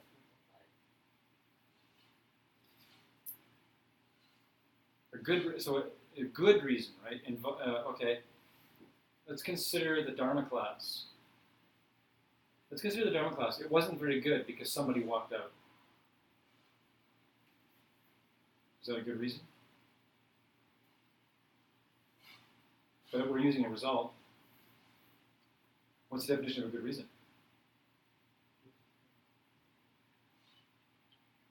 A good reason? Something that's sorry. You're about to say the definition of a reason. The definition of a good reason. Right? One where It fits the three relationships hold. So it would have to indicate something that was true then. If it's going to fit a good reason. Consider the Dharma class. There was 20 people there. Nobody liked it because one person walked out. There's a result, but is it a good reason? Right? So you couldn't say that was. Right. No, but my statement was it's empty of being good Okay. or bad. It's empty of having the quality good or bad. Right. So then you put the statement different. Consider the Dharma class. It is empty of being good or bad. Yeah, it's confusing. Because out of the 20 people, one person walked out. Right. I like it. That's a result. You're seeing a result. it's kind of vague, but Yeah, you're definitely using a result. that proves emptiness. Right.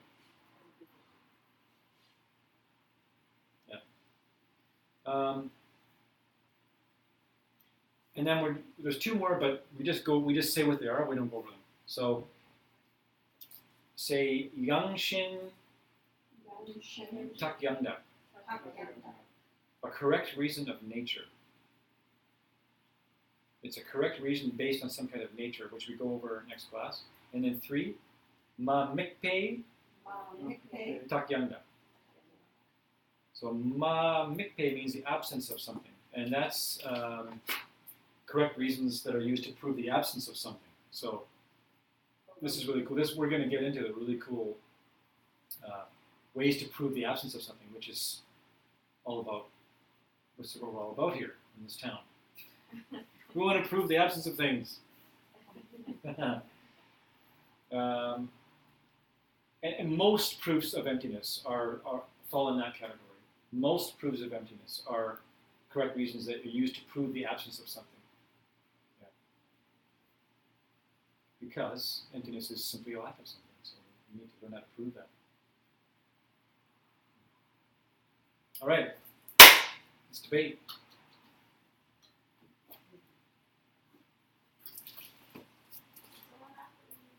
Really real very soon.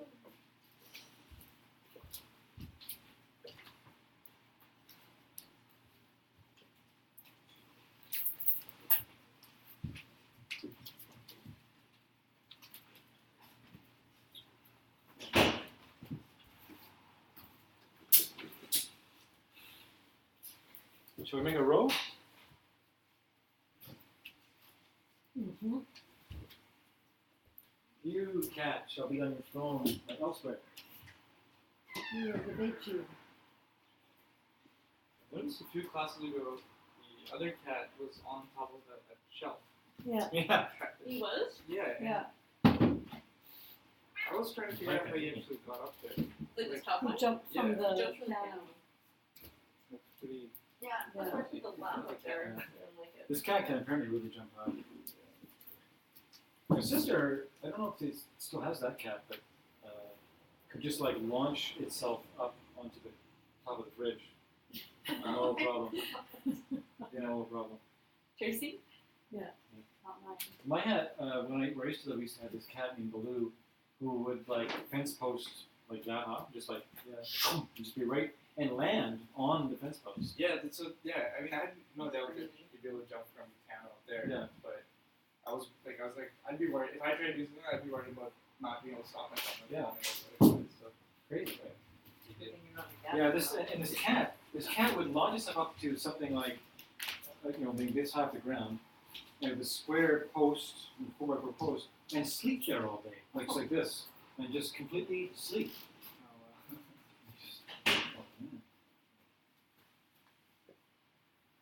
All right. Do we have anybody that would like to be the attacker or the defender today?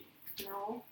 Marge says no immediately without hesitation. What are you saying in defender's box?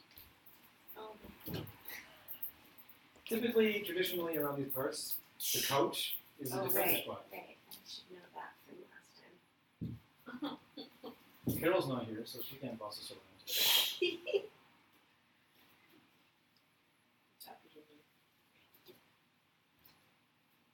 Okay, well, let's put it differently. Does anyone have something they'd like to debate?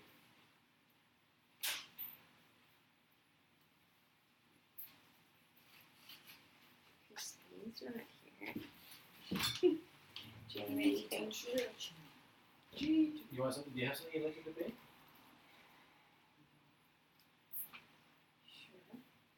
That you do? I do Are you sure? I haven't seen you in a defender's seat too often. Have you been on the defender's seat? I think once before, but I can. Want to do it again? Sure. Cool.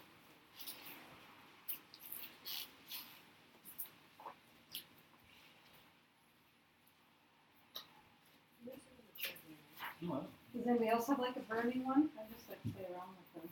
so you're going to debate Strawn? Oh, where's that list of ones? Well, I can, you want something. Okay, I've got You some. want, okay, she's got something. All right, she's got something. Woo! Woo!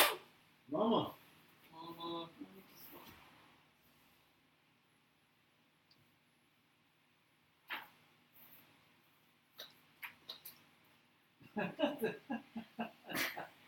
whole Ustream world is looking at your bum. Oh, really? Lovely.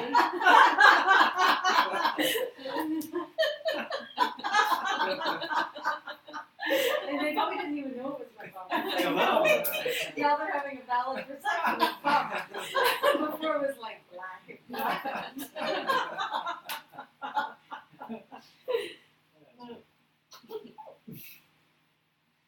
Okay.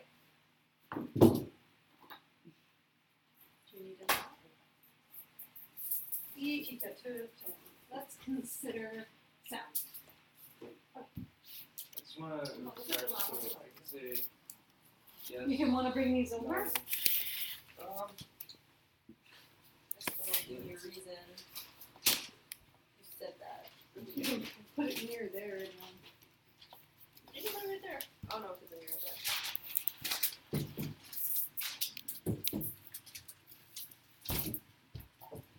Oh, this is good. This is the exact one I wanted to debate. I wonder if it's the exact same one. I wonder. Oh, before we start, it's people, if you need to leave, just leave, because we're getting into close to 9 o'clock now. It's 5 to 9, so stay as long as you want to. Debate as long as we're just hang out and it's it ends at 11. And if you need to go, just go. Yeah. Let's consider sound. I can so hear more than one sound at once because I can listen to music.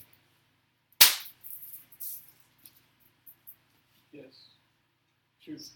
So you agree with me that when I'm listening, you're agreeing that when I listen to music, I'm hearing all the sound all at once.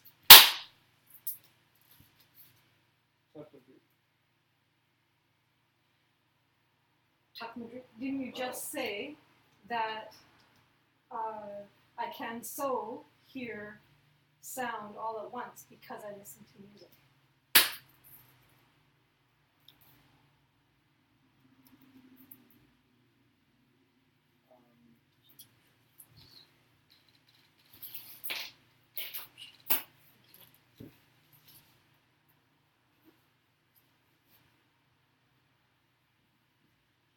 No, like I don't know. Can I say something? I can't say anything. No, all you can say is those 5 responses that we talked about. No. So you're changing your mind. You've changed your mind. You haven't changed your mind. But I said the same thing. And you went, yes, one point, no, the other point. So I'm going to say it again. And this time will be the answer. Okay. Let's, Nice to hear. let's consider sound. I can so hear more than one sound at one time because of listening to music. It's many sounds. No. Okay. So you're saying no. For sure. Okay. So no, I don't, when I'm hearing music, when I'm listening to music, you're telling me that I'm hearing one sound at a time. Yes. So the music is playing. Let's consider Om Mani Padme Hum. You can tell me what I'm hearing in the moment. Is it the guitar? So you're saying that it's the guitar first that I hear? Yes. Okay. So then when Johnny is strumming the guitar and he's singing at the same time, I am hearing it at the same time.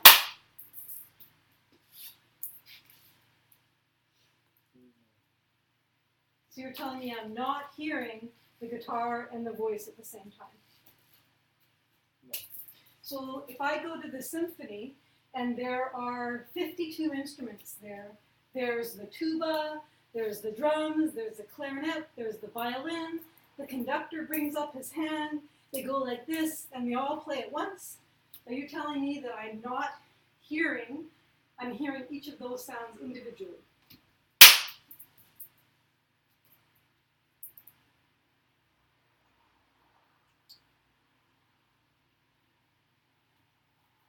Sorry. Okay. Am I telling you or am I not telling you that you are, or that you're not? Okay, so I'm going to the orchestra. I'm at the symphony. 52 instruments. They're all poised, ready to go. The conductor's got his hand up, and he brings it down instantly, all at the same time. They blow the horn, strum the horn, drum the horn, strum the. Well, this is a great orchestra. And all in that instant, and I'm hearing it all at once. Yes, you would agree. You agree that I'm hearing it all at once.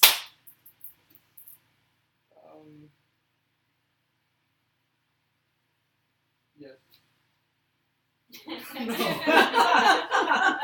So now you're saying that before, when it was just the guitar and just the "Oh Mammy, Pat Me Home," you said that I was not hearing it together as a sing song. Yes. And now we bring in a couple more instruments, and they're doing it at the same time, and you're telling me I don't hear it at the same time. You're telling me I hear it at the same time. I just want to confirm. But you just said earlier, I was wrong. so we're going back, so this is it. Yes. So you are saying that in that moment, I'm not hearing all 52 instruments. Yes. So in that moment, I'm hearing, that's it? And it's all of them combined? Beethoven's Fifth. Hmm? Beethoven's Fifth. No. So you can't tell me how it is that when the conductor brings down the hands, there's 52 instruments that's starting, that I hear them individually, or separately, or not at once. No. I can't. You can. Yeah. Shock!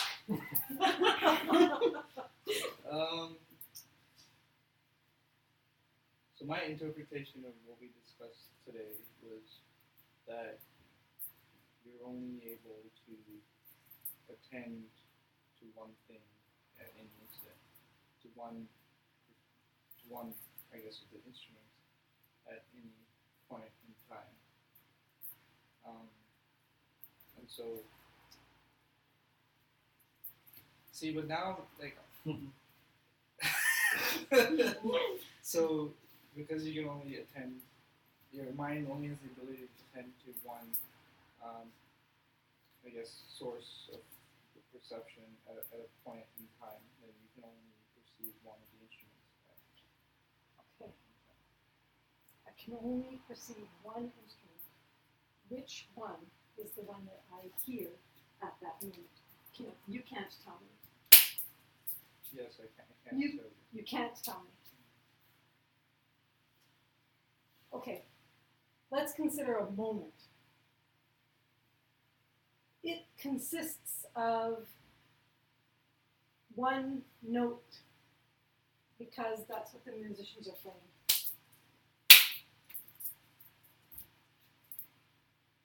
Yes. You can't tell me how long that moment is of those instruments that they're playing. How long is it? You can't tell me how long a note is. I can't. You can't? Okay. So a note could be 4 time, 8 time, double time. What times? I need some help with time. Times? That's good. Yep. Yeah. Yes. So you can't tell me.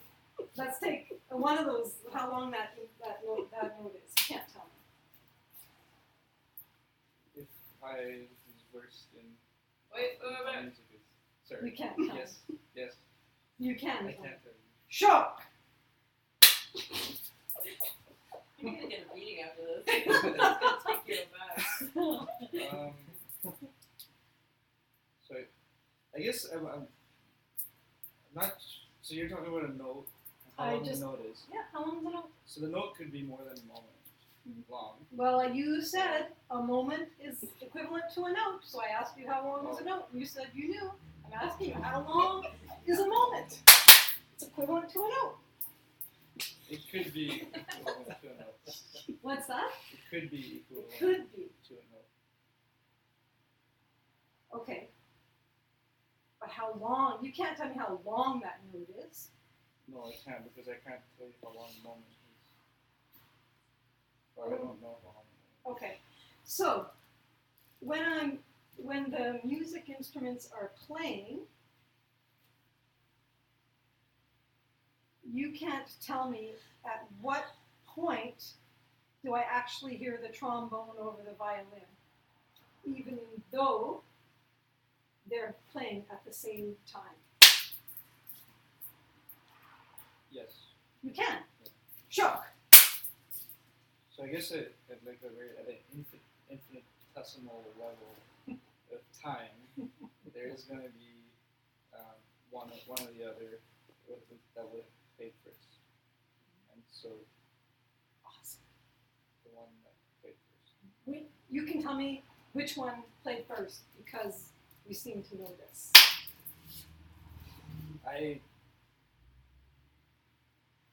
The one I played first. I don't know. We're going around in circles. Which of those 52 instruments, which one did I? You can't tell me which one played first. No. So you can't. But then you just said before you could tell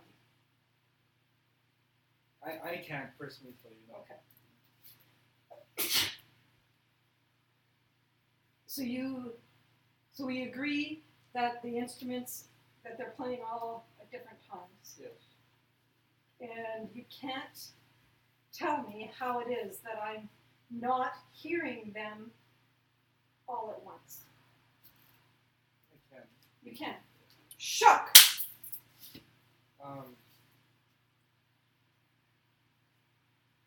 It's because you're only able to attend to one moment at a time.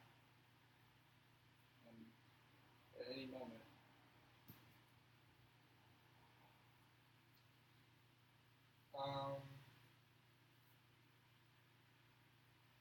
Let's consider movie. How many images are happening within a second of a movie? You can't tell me because there's no way to count it. It's going way too fast. within a second. I don't know. Whatever, when there are movies going and you're seeing movement happening, you can't tell me how many are happening within that. Yeah, you can. I cannot. You cannot. Okay. So can you tell me how many? You can't tell me how many thoughts I'm having right now in this snap because it's impossible to tell. Nobody knows that. No, I disagree. You disagree. So somebody does know how many thoughts I'm having. You can't tell me what that is. You can't. 64. You can't tell me. Oh, yes. So, I can 64. okay. So let's consider sound. When the 52 instruments are playing, which instrument? You can't tell me which instrument plays first. Because there's no way to determine that. Nobody's ever done it. I've never heard any logical texts that say when you go to a symphony, this is the instrument that you'll hear first. Yes. So you can't tell me that. Yep. Okay. So do you think that going to Home Depot and getting in the lineup with somebody in front of you with 19 items has it's completely random, because how would you know that there'd be 19 people in front of you? It's random. Not connected. So, sorry, I guess Okay. we're not talking about sound. I just jumped for Okay, a second. okay. So let's consider Home Depot. There's no connection to the lineup when you're in a rush and there's somebody in front of you with 19 items. There's no correlation to that. No, there is. There is. Yes. So it's not random. Yes. It is random. No. It's not. You can tell me why it's not random. Yes. Sure. Because of hormones. Okay. So let's consider sound. So if we were going to an orchestra and there were the 52 instruments and I was a solid meditator and my mind was very still, I would be able to hear what the first instrument is. I can? Yes. You can't tell me how that is. You can't. I can. Sure.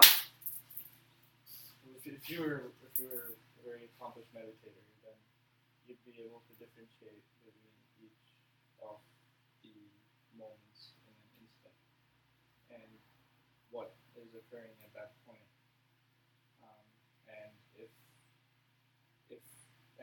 And it's not possible that two instruments could start playing at the same point in time, or it's not possible.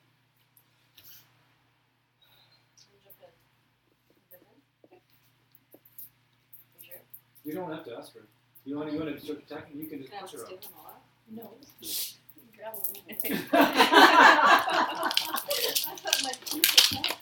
Oh, were you? Go ahead. That's what I mean. I don't stop you if you're pushing away. Oh, you can. You can. Or you can. I don't know anymore. I don't know if you can or you can't.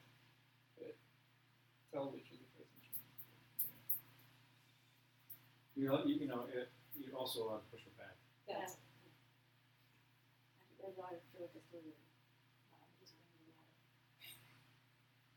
There's 52 instruments playing at the same time. Everybody hears it as 52 instruments playing at the same time. No. Oh, so to some people it sounds like one instrument, to some people it sounds like maybe 7. Yes. So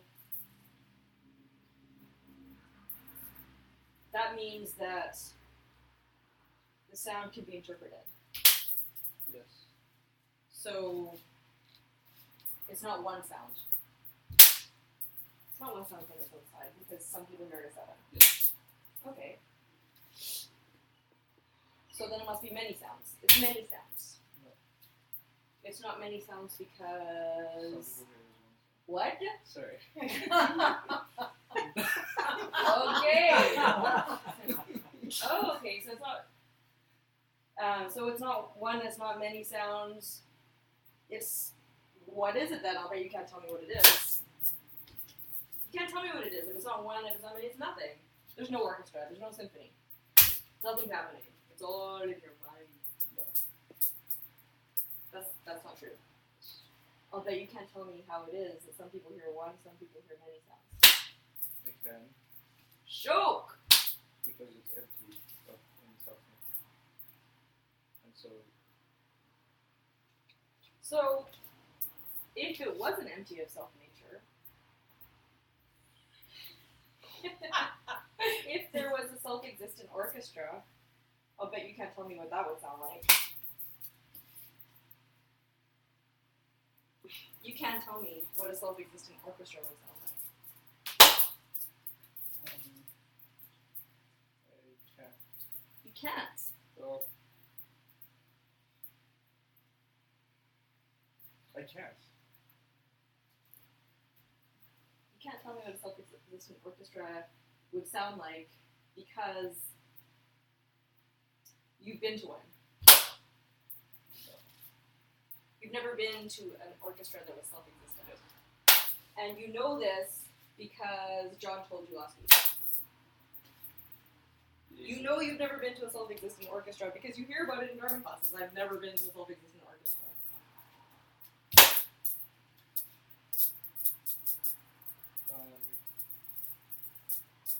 Yes. The quality of being self-existent is to be blue and look like a cow.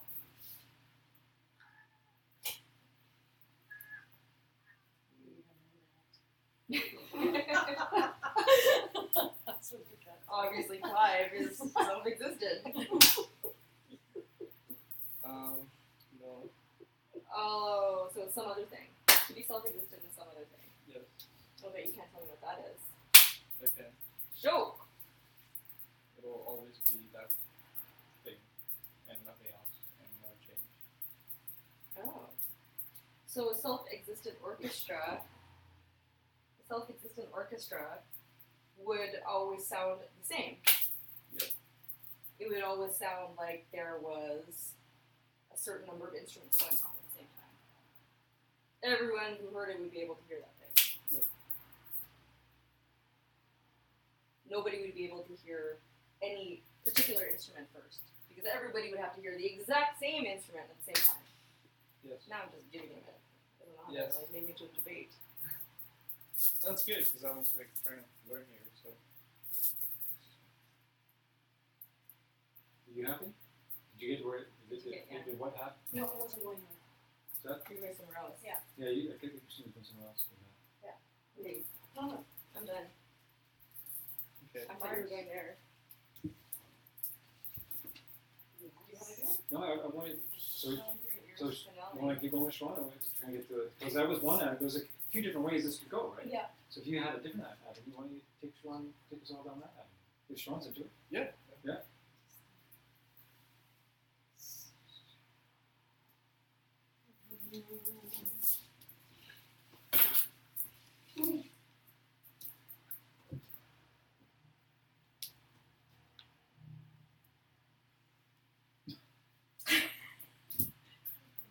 Look, he's gone buddy. What do you think? Can you hear this?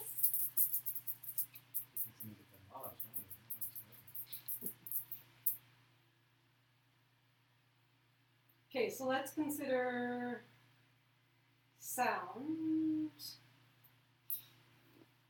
Let's consider, I think, movies. So we were talking about movies and how many, right? And then we were talking about meditators that are going in. So they, we've got Holy John there. He's like listening to the orchestra. He's like in shamatha. Well, maybe not. He's like almost there, listening to the music. Okay. So somebody that's a strong meditator,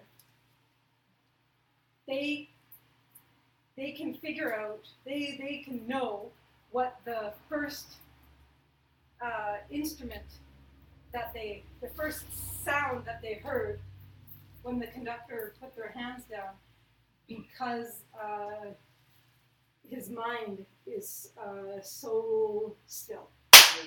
Okay, so you can't tell me what sound it is that he first hears. Yeah. Because, you can. Oh, yeah. You can't tell me. Okay.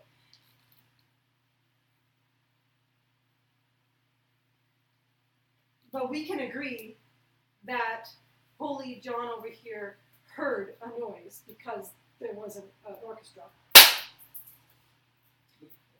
We can agree.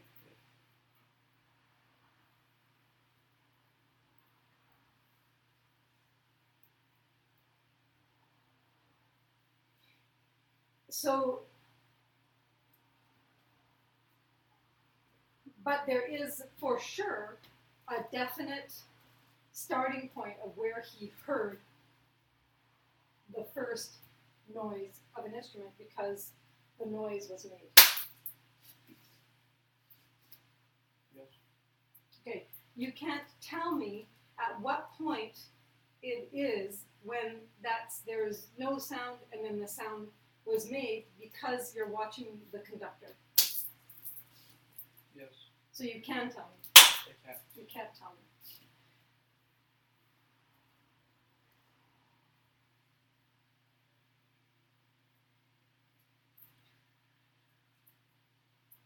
Yeah, I think I kind of lost. I think Where do you want to go with it? I'm going in. There's two ways that I started to head, and then it went into a different way.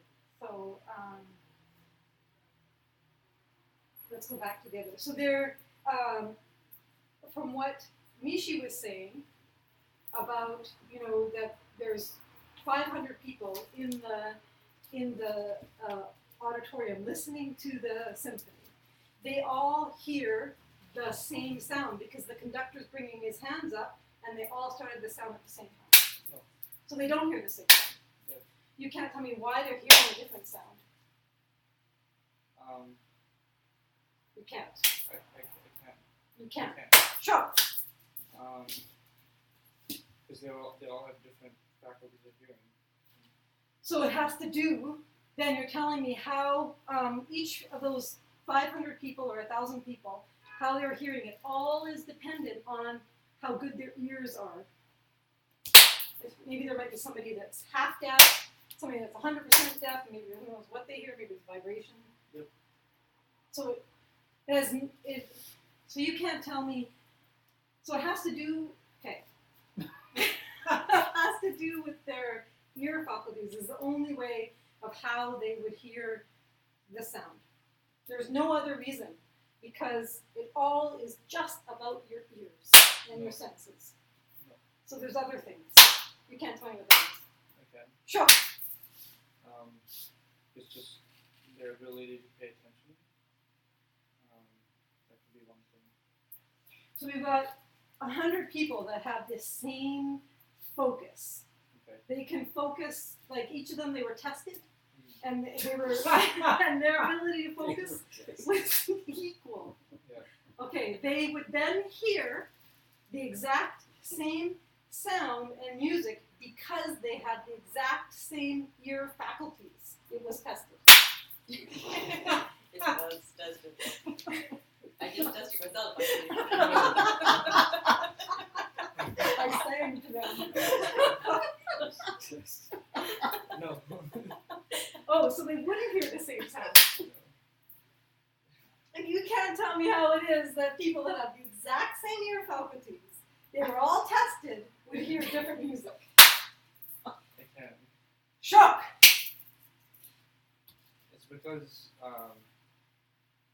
they would interpret music differently based on their conditioning, and just everybody would hear something different. You can't tell me what the conditioning is because some of them, stretch their ears, some people do like head things, they all do different types of conditioning. And I also meant like psychologically and like just growing up and I don't know, just everything. And I guess I can't So I there's, can't tell you what their conditioning is. you can't tell me. So there's no common Buddhist terminology of why somebody would hear different music over another because it's just really weird. Everybody's got different conditions. There is. You can't tell me what that is. Okay. Sure. Because of emptiness. Of emptiness. Okay. So music lacks self-existence, which Nishi went to. You can't tell me why it is that these 100 who have the exact same ear faculties, that have the same concentration, and they even can see that there's a lack of music there, why it is that they hear different music.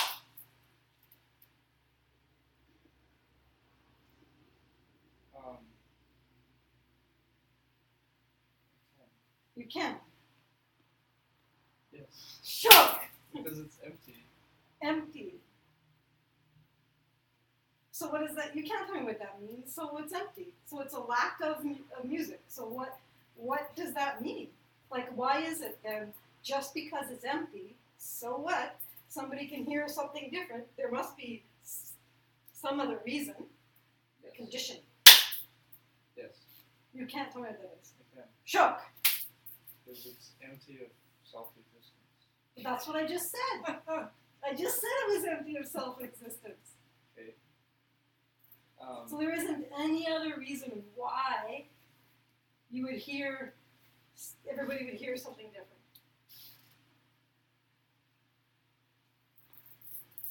You can't tell me why.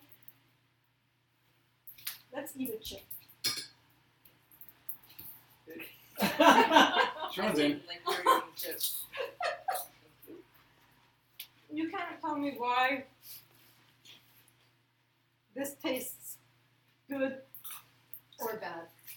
Because everybody's eating the chip, everybody's got a mouth, they're all chewing, they all got taste buds. It was tested. It was tested. I tested them ahead of time. I can't. You can't. You can't tell me why. So there's no other thing. So emptiness has the reason that emptiness is there.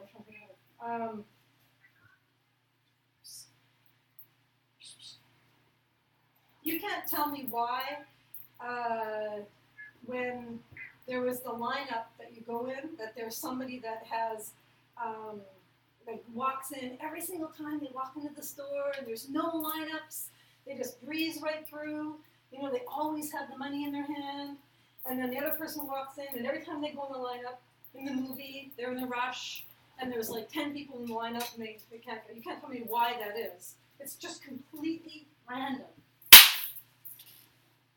Well, okay, I think I kind of know you, but because of karma. Yes. That was one way. So that's why I guess I can't break the. Sure. Okay. So that's why you're saying everybody hears different stuff at the symphony because they have different karma. And then the meeting just ended because I was thinking, what's the first sound? Right. But, Cool. What did you mean about like the first one? Is that a stupid question? Like So let's that you were consider- just debating. let's consider. You can't tell me how many thoughts I have in a finger snap because the Buddha never said so.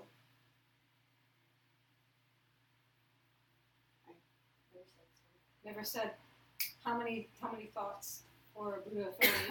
Never said how many thoughts I'm having right now. He did. He did. So you can't tell me what he said in how many thoughts or in a finger snap. You He can't. said I can Shook. 64. So let's consider sound. Okay. Let's consider the symphony. Yeah. You can't tell me how many sounds I'm hearing in the finger snap. Because I didn't hear Lord Buddha talk about sound, he only talked about thoughts or images. Okay.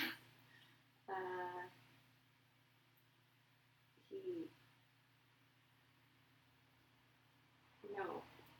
So you can. No. You can. I can't. So you can't tell me how many thoughts or how many moments of sound I'm hearing in this finger snap because Lord Buddha never talked about sound. Madhu. Oh, he did talk about sound. Well, he Did So you can tell me. you're Sure. 64 or 60. 65, depending on who you're talking. What? 65 sounds. What? What? So you're telling me thoughts and sounds are the same thing? Sure. So you can't tell me how it is that a thought and the sound, where it is possibly, I don't even want to go into that. Go ahead, answer it. That is the same thing. Sure. Yeah. But then when 65, you're, 65 mental movements of mind. so you can't tell me what is the first sound that I heard in that orchestra. I can't tell you. Yeah. Talk. So you can. Yeah. Sure. The one you heard. Thank you. That's what I said. Mm. Isn't that what I said? I think that's what I said. The first one that came first.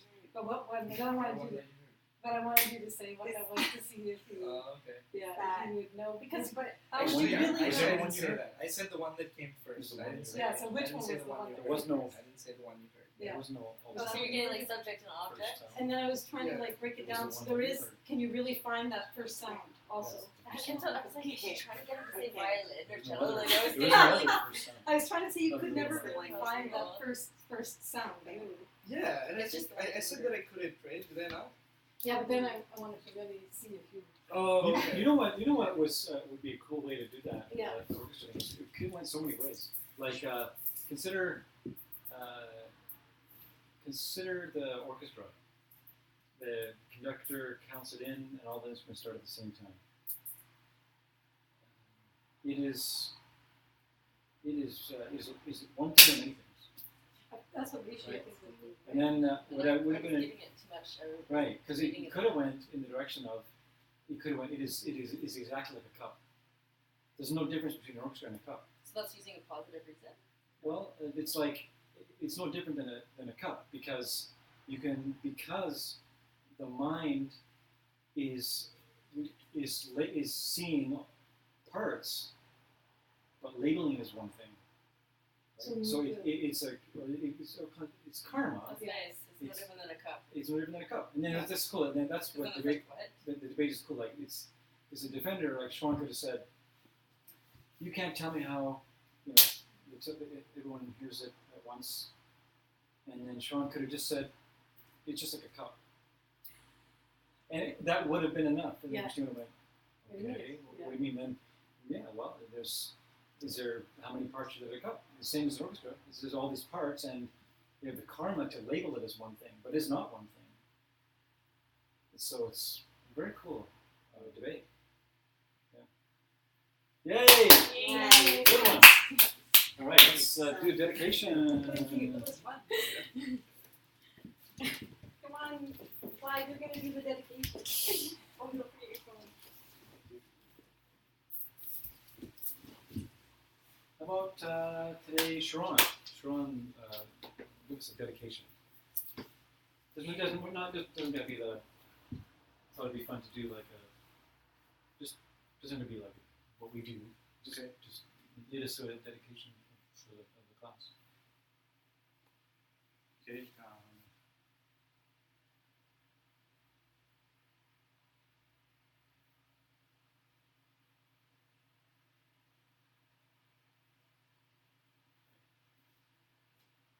I don't know if like I can say whatever I want kind of thing. Or, Anything you want.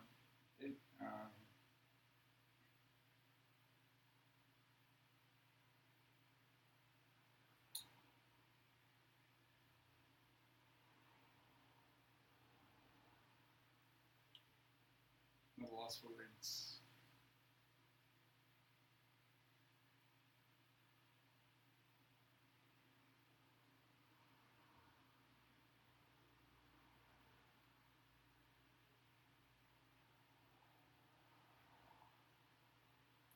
Thank you. Beautiful. All right. Well, thanks for hanging in there, everybody. Debating. It's nice. I always feel jacked up after these classes. So excited about the debate classes. When you speak so fast, like what reason? I can't even follow that. Like just saying, it's really. I'm trying to process the word just before the word. Yeah.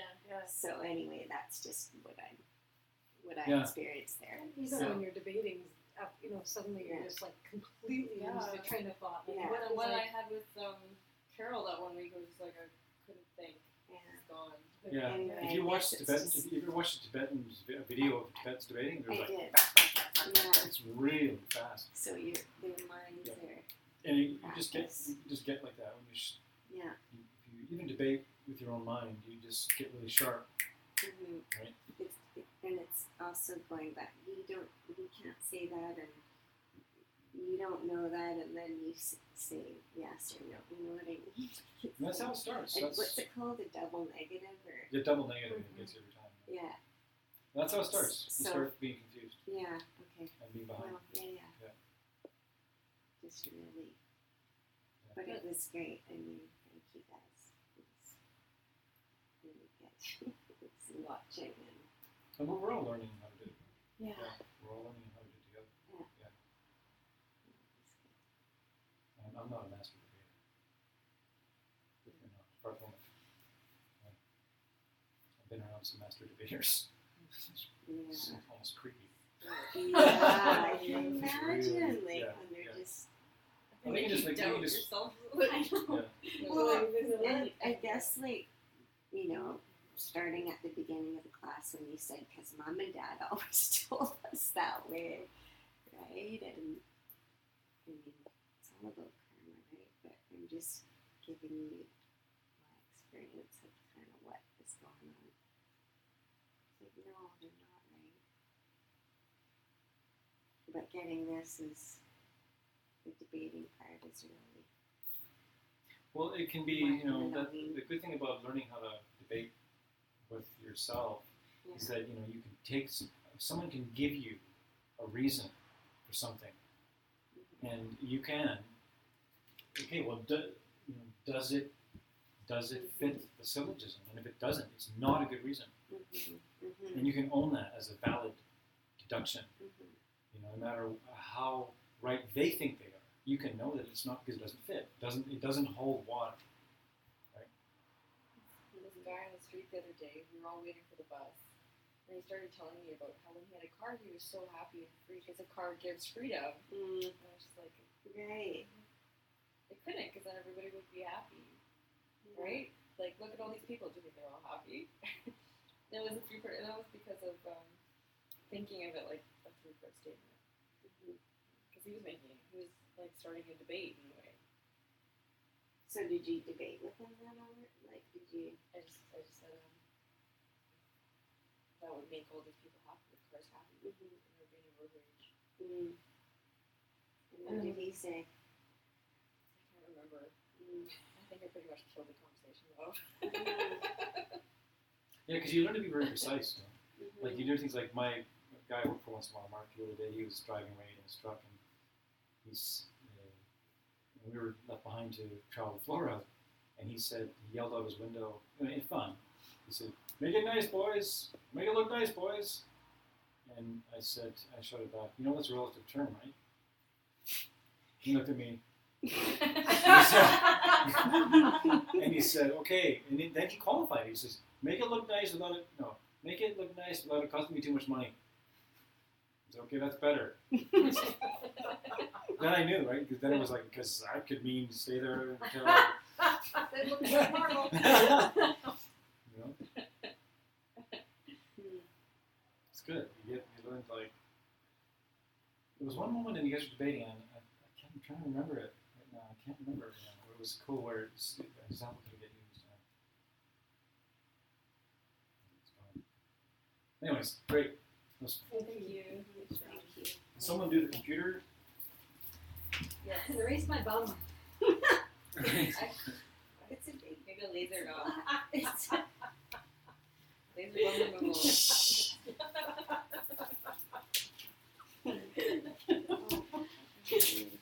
You know, I've always wanted one of these honey dippers. Really? I've never had one. That's really cool. You got one. But now I got one.